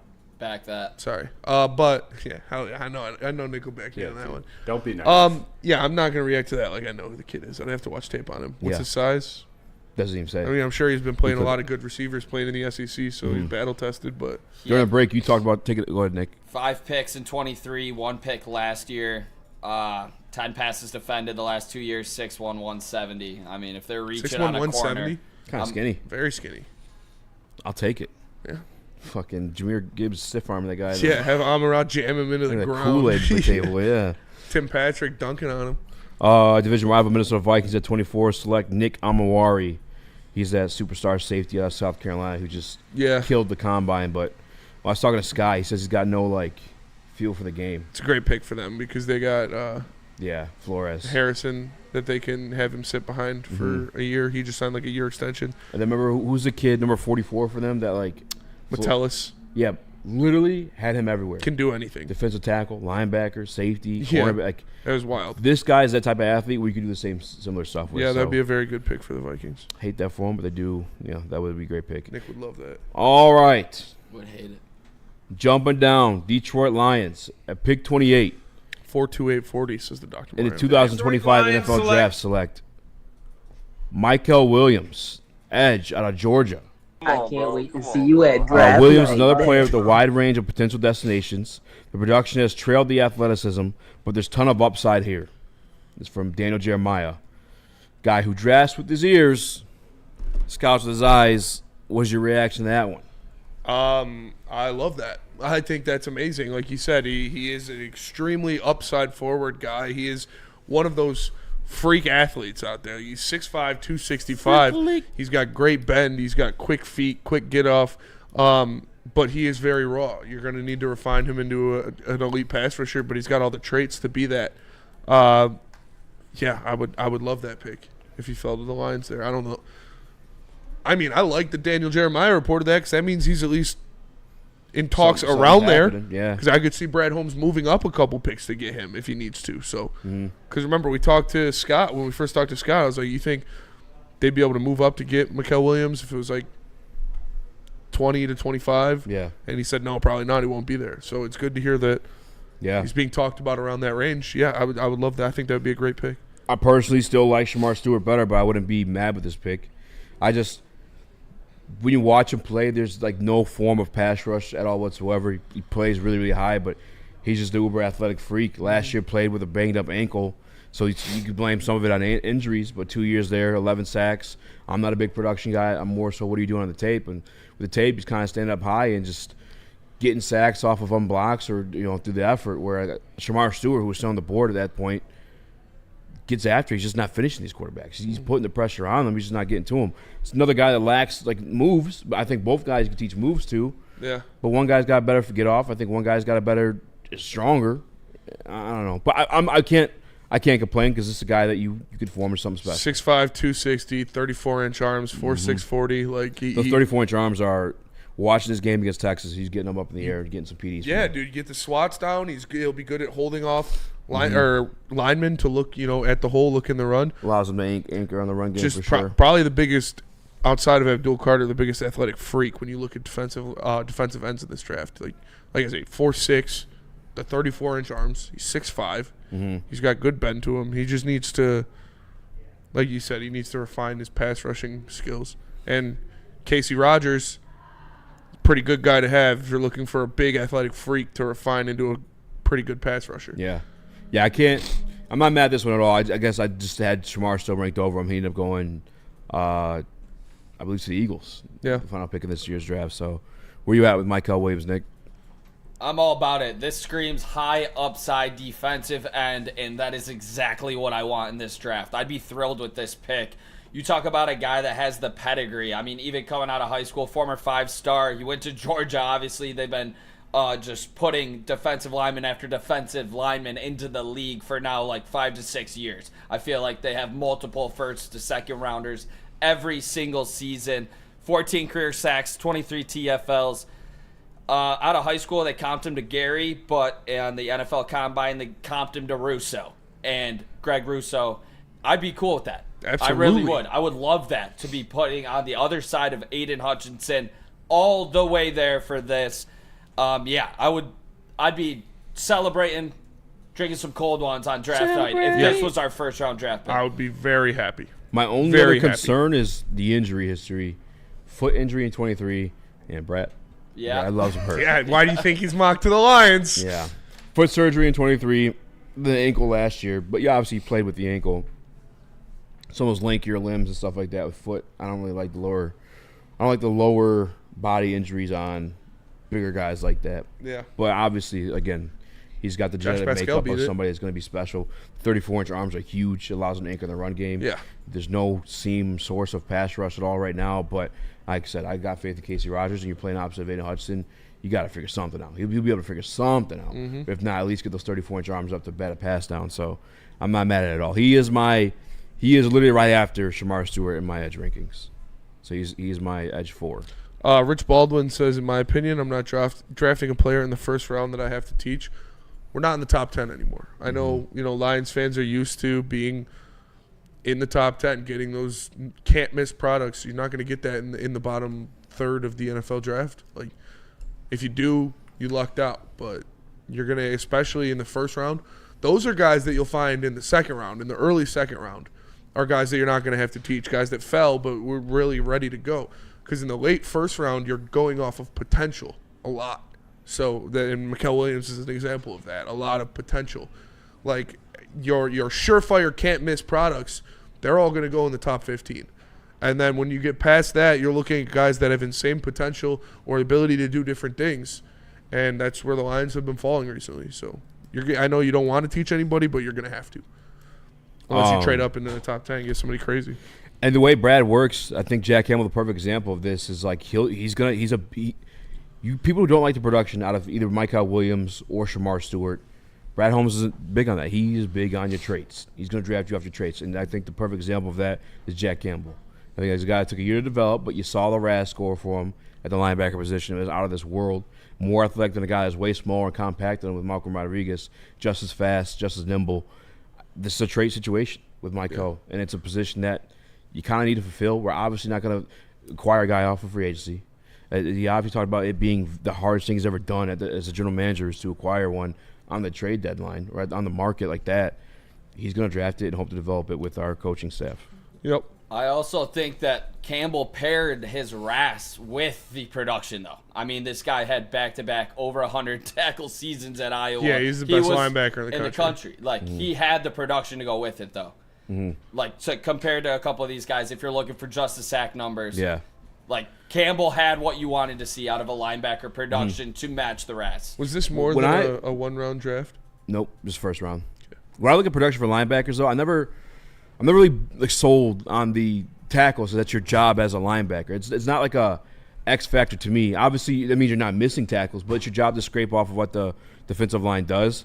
I think what Jack Campbell was most impressive with him production-wise out of college was the interceptions. This is what I was trying to talk myself into. I'm like, okay, maybe he's seen some of this, but we've not seen that. I think it might have been a little bit of the Big Ten quarterbacks coming at you for Jack Campbell. I mean, Big Ten quarterbacks blow. Let's just be real about it. So I think that definitely produced some more passes defended for Campbell and interceptions. For sure. But I've seen flashes at times. I mean, I think about that first game when he got a hand on the ball against Patrick Mahomes a couple of years ago. I'm hoping to see more of that in Campbell's future because if you can get turnovers from the back end with the safeties and the linebackers, I mean, we're really going to be cooking. Yeah.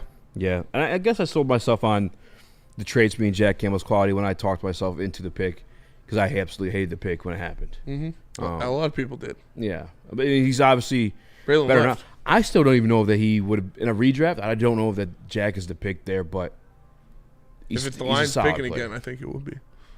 I don't think it would be. Then they're not BPA? Kalijah Kancey.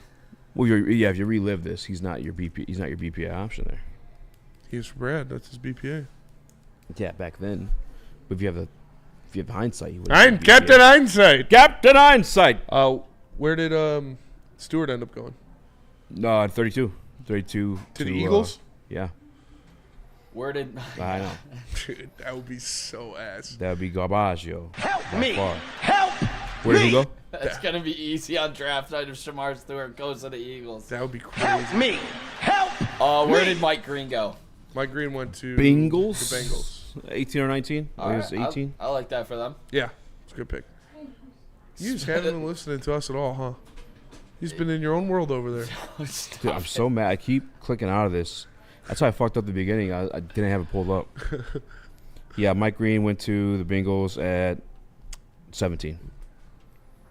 Gray's able like at 16. 10 minutes ago.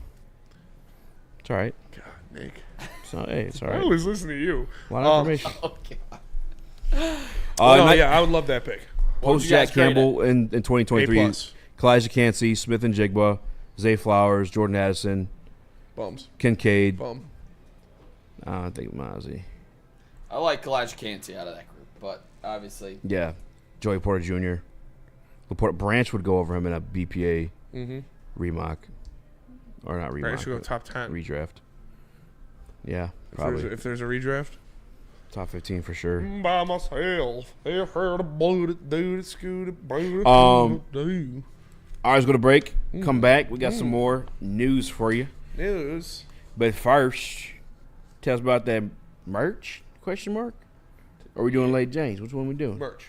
We are doing merch. So let me tell you about that merch. Head on over to woodwardsports.com. Click that brand new shop tab and get some brand new merch. They got hoodies, tees, hats, all that, all teams, all seasons. Woodward Sports is the place to be for merch. Go ahead and get some today. Congratulations to the real coach of the year, Motor City Dan Campbell. Just put your head down and go to work. It's about to be fun, man. It's about to be fun. Woodward Sports.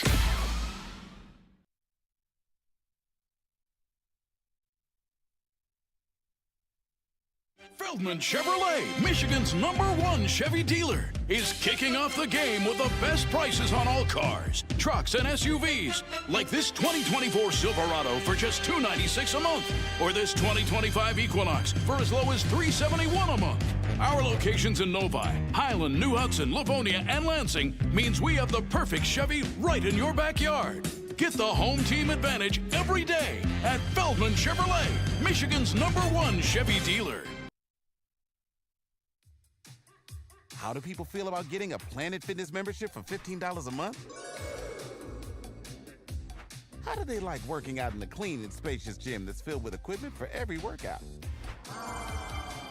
And how about free fitness training in the judgment-free zone that leaves them feeling energized all day long? Join Planet Fitness today with the free PF app online or in club and start getting that big fitness energy for $15 a month. Listen, I'm not sure who, but somebody let the Tigers get hot. The Detroit Tigers are locked and loaded for another great summer in Detroit. And it all starts downtown at the biggest home opener party in the city. Join Woodward Sports at Grand Slam Festival as we take over the Detroit Opera House parking lot. A big-ass tent for a big-ass Detroit party. Get your tickets now at GrandSlamFestival.com or follow Woodward Sports on X and IG for your chance to get in for free. Party across from Comerica Park and hear the roar as the Tigers take the field for the first time in 2025. DJs, food trucks, bartenders, live broadcasts, and more. See you for the Tigers' first home game of the season, April 4th at the Grand Slam Festival with Detroit's biggest party animals, Woodward Sports.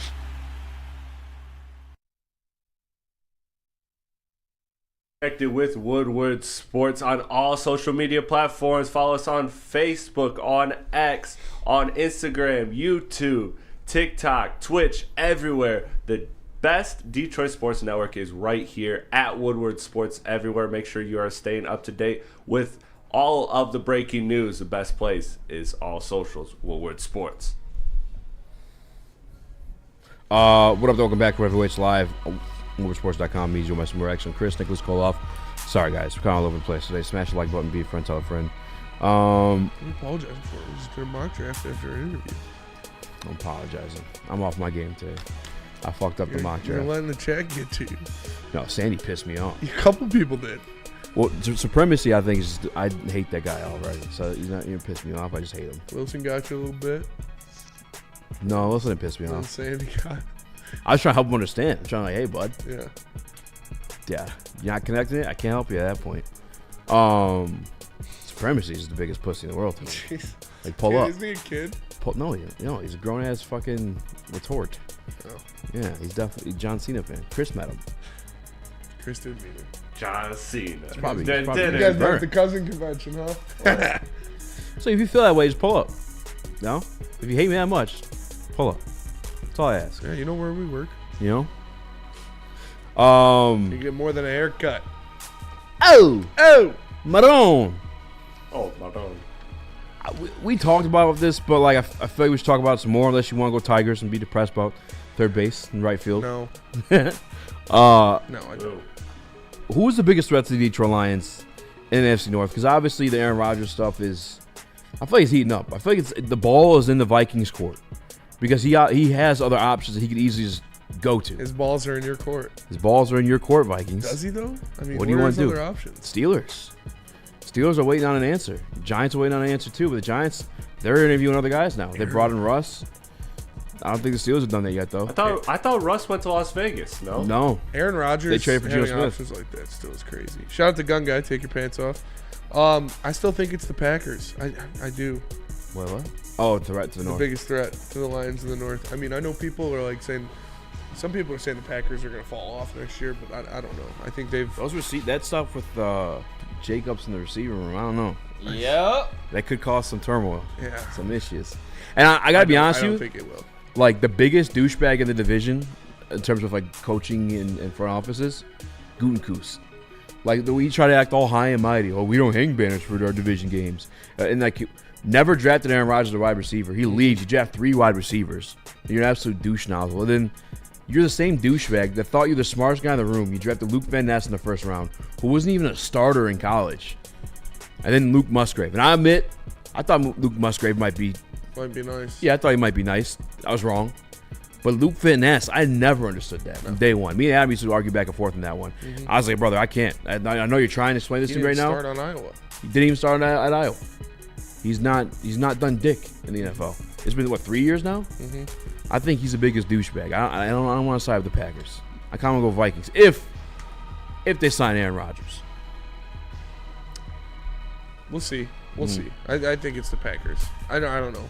Even if the Vikings sign Aaron Rodgers, like, it's not like Aaron Rodgers didn't have a good offense for the Jets last year. You know, like, they had Devontae Adams and Garrett Wilson and Breece Hall. Yeah. So I don't know. I don't think I'm in on Aaron Rodgers' renaissance. I'd be more worried about the Bears and the Packers than the Vikings. I think the difference for me in the offense is I've never respected Nathaniel Hackett as a play caller.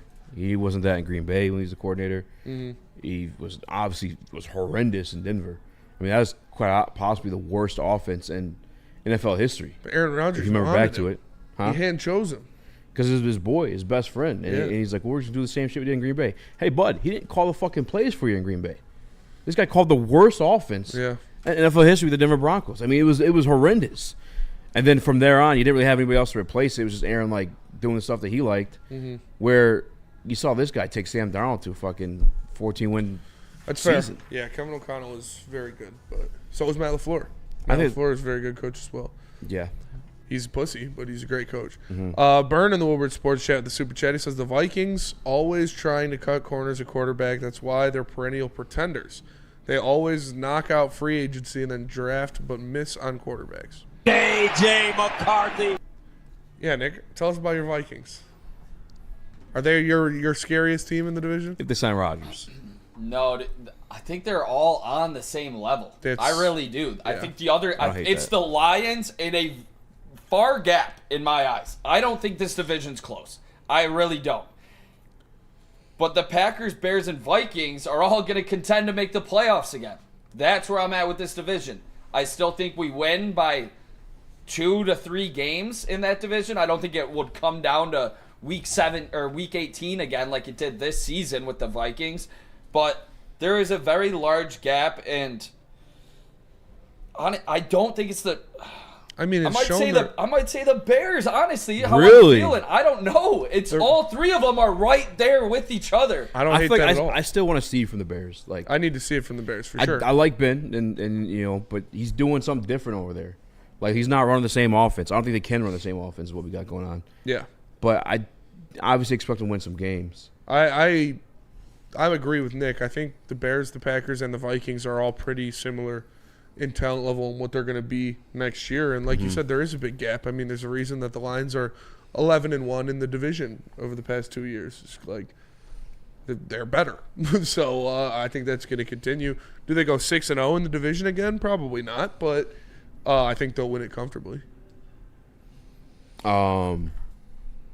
Yeah, I think Vikings probably be the biggest threat if they get Rodgers. You can make an argument for any of them. Yeah.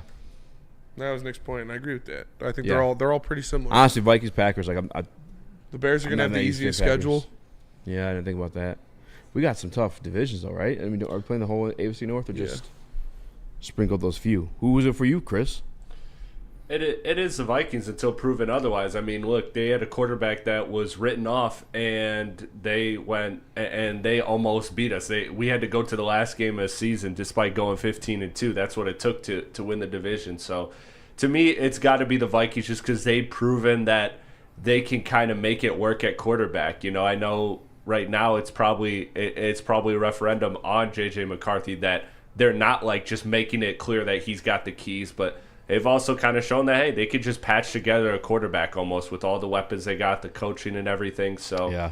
I think it's them until proven to be otherwise. Honest, too, they did get scarier on defense with the fucking Jonathan Abram and Hargrave on the interior. I'm not going to pretend like that's not threatening. They kept Phillips, too. Yeah. That's your big guy. So everyone's talking about like Jonathan Allen in the run game. We still got Phillips there for that run game part, so he could just kind of focus on getting after the quarterback. Eduardo O'Neill says, Bears have the third toughest strength of schedule, Spencer. I don't give a shit about strength of schedule in March. The Bears are going to be seeing the worst teams out of all the divisions that we play for, like, whole divisions. And, I mean, you could tell me what a team looks like in March, but then when it comes to November, what they really are is something else. Dude, we have the biggest fan base in Washington. It's kind of crazy. Mm-hmm. You would think they didn't have – they don't. They don't. Nobody cares about them, so they come over here. Appreciate you watching the show, Teflon Don. Yeah, Teflon I think Don. we play the Commanders this year, so yeah. Hopefully the team will be healthy and you'll get the ass whooping that you deserve. Teflon Don says, slob hosts brag about Lions, Super Bowls, cheeks. I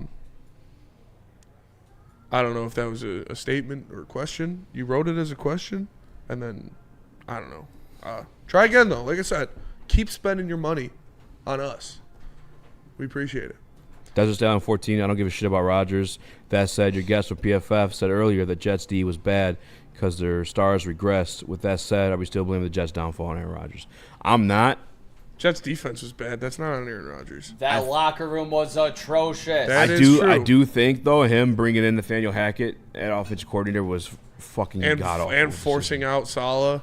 So. And dipping out of OTAs to go on a darkness retreat in Egypt. Mm-hmm. Let's be serious. You're on a football team. Like, everybody sees that. You just told everybody you're bigger than the team before the season. And made a documentary about it. Yeah, like, what the fuck? StatPat35 says, what up, Spenny? Dodgers versus Cubs game this morning was good. You're a psychopath. 6 a.m. Shout out. I think it was like 5:15 or something like that. The score was like 5:40, 5-2. That's crazy. It's dedication, though. We were talking about that in my Twitch chat last night. Dodgers -1.5. Running it back. Yeah, why am I getting Neil's residuals? I mean, you can watch our show, pay money for us, too. Yeah, for sure. He's paying. He's paying us. Talk some more shit, honestly. Yeah. Throw it up. We'll read it. Watch Pay it all for fall out. Yeah, I don't know. Vikings defense, Vikings coaching staff, I think is most stat put. I do like the kid from Green Bay though too. I can't think of his name right now. Jordan Love. No, as a head coach, I got respect him. Matt LaFleur. Yeah, he's a bitch. LaFleur. He's a pussy, and Dan Campbell owns him. I don't think Kevin O'Connell's as much of a pussy. I do think O'Connell got figured out. Dan Campbell owns them both though. Yeah, we clearly figured out O'Connell. He owns both LaFleur and O'Connell. Mm-hmm.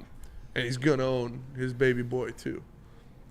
I All of them are they seem a little smaller in stature. Like, they are. Offenses All three like of them. mine. Except for O'Connell. Kevin O'Connell's he's big. None of them. He's not Dan Campbell big. He's not thick, though. None of them known for their defense. I mean, obviously they hired Flores, Flores in Minnesota, which that's why you saw the Vikings have the season they did. But and they added more. That's Campbell's gonna alpha the shit out of those 3 coaches by far. Has Ben Johnson? It's funny because they're gonna try since? to like. They tried to do. We saw it last year where Kevin O'Connell tried to Dan Campbell, and it's lost him the game. Like when you go up against a guy like Dan Campbell, that you don't know what the fuck he's gonna do at any point. It puts you out of your comfort zone, and we saw that break inferior men in LaFleur and Kevin O'Connell. Dude, LaFleur got broken before the game even started from a fan. Yeah, it's true. Shout out our guy. Can't remember his name. Why can't I remember his name? Fahad, yeah, Fahad down the field. Yeah, Fahad down the field. Shout out to him. Let's go to break. Nick might step into my chair. I gotta head over to the Cribbo to be back for a Corey Schlesinger interview. Be on the lookout for that one. Shout out. Tell us about Feldman, Nick. Feldman, Chevrolet Novi, Detroit's number 1 Chevrolet dealer and the Chevrolet Dealer of the Year for 6 consecutive years. Get a 2025 Chevy Silverado 1500 crew for just $199 a month. And you can also get a 2025 Chevy Equinox for only $249 a month. Come see George Halls and his team at Feldman Chevrolet Novi today. A ton of fun, a ton of sports, and a ton of man meat. Welcome to the Woodward Heavyweights, live daily 5 to 7 p.m. on Woodward Sports. Big injuries, big news. Twice a week, Dr. Jeff Pierce from Michigan Sports and Spine joins Woodward Sports Network for the Injury Insider Report. Big D Energy Tuesdays at noon, and Ermanni and Edwards with Maz Thursdays at 3:30. Get expert analysis and in-depth breakdowns on the latest sports injuries from the man trusted by top athletes in the community, like D-Mac. Whether it's the Lions, Pistons, Tigers, or Red Wings, Dr. Pierce talks us through it all. Don't miss the Injury Insider Report with Dr. Jeff Pierce, your go-to source for understanding the impact of injuries on the games and players we love. Only on Woodward Sports Network. Scan the QR code on the screen or go to MichiganSportsandSpine.com to see if Dr. Jeff Pierce can help you. We don't like to brag that we are the toughest sports network in Detroit, but we do have a guy named Darren McCarty on our side. Woodward Sports.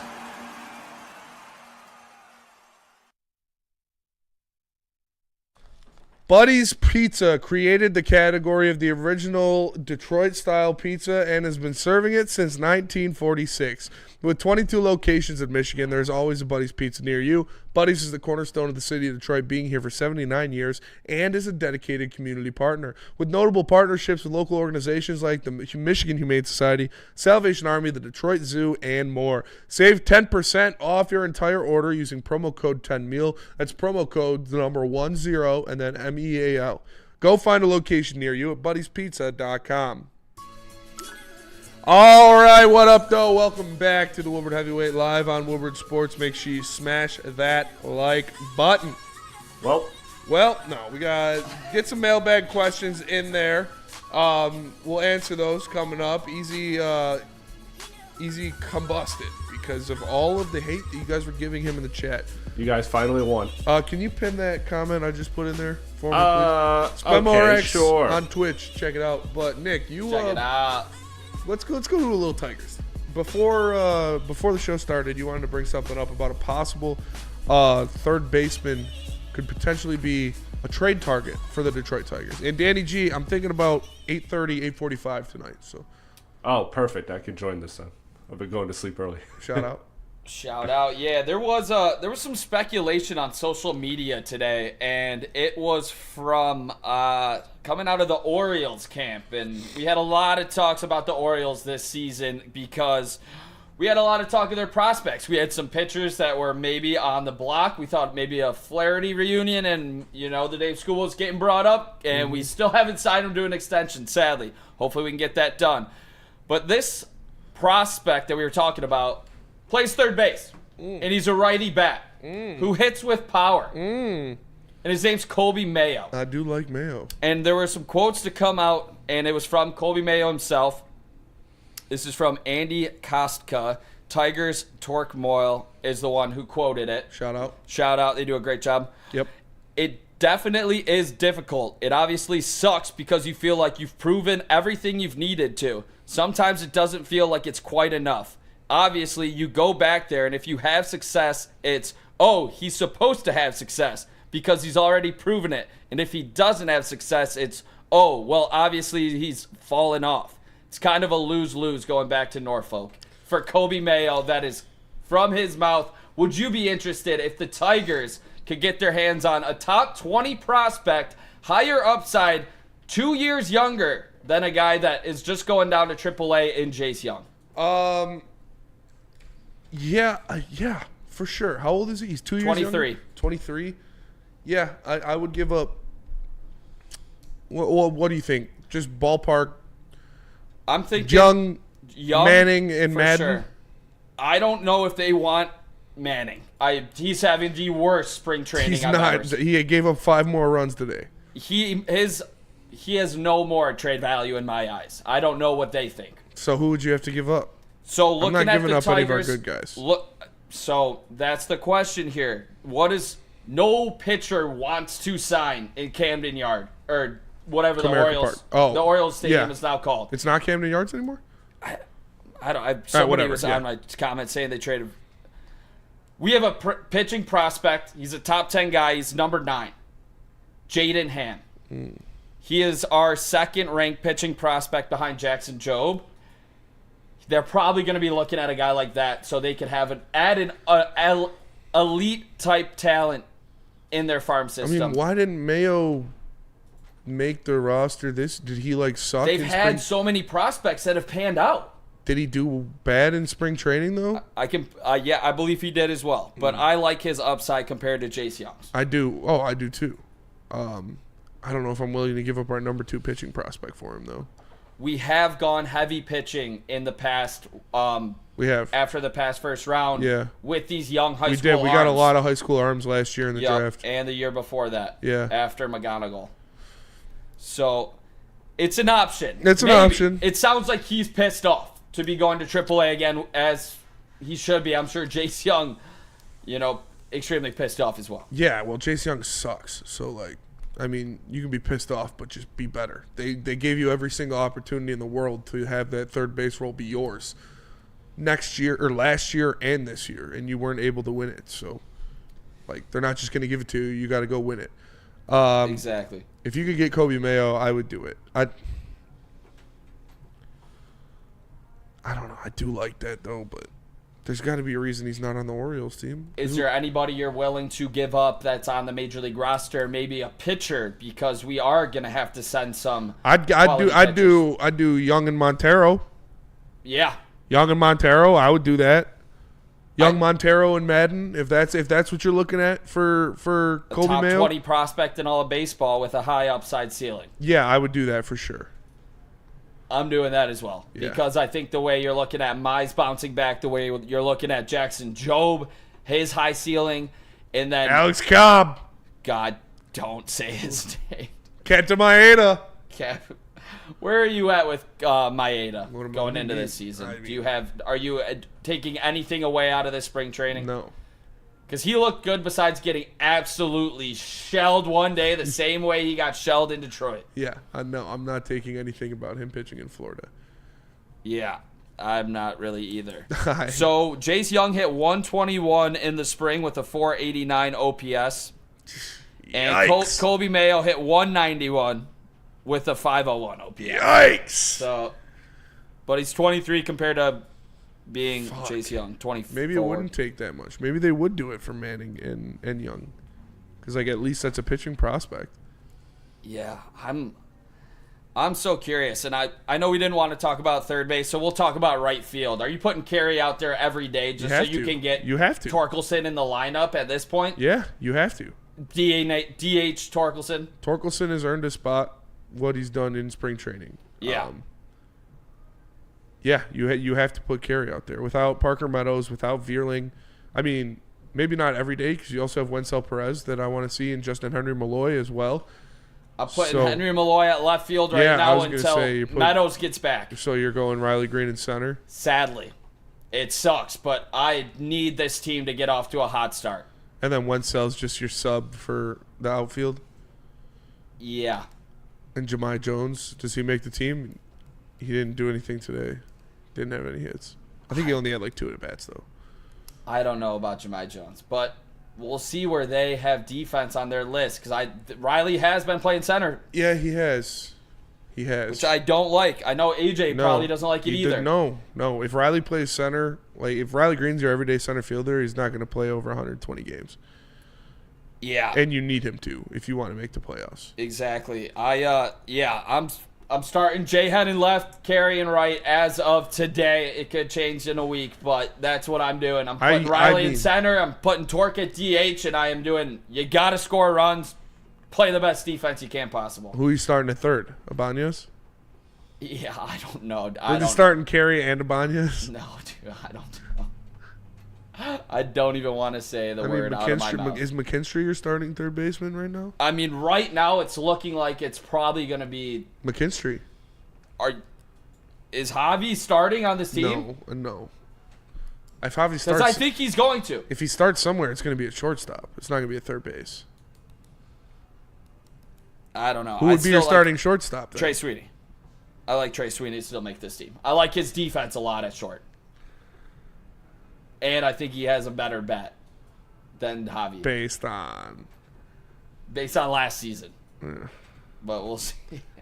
I don't know. It's many question marks right now. There's a lot of question marks, but man. also I feel bad for AJ Hinch. A lot of good things with the hitters that are actually... Has there been an update on Vierling at all?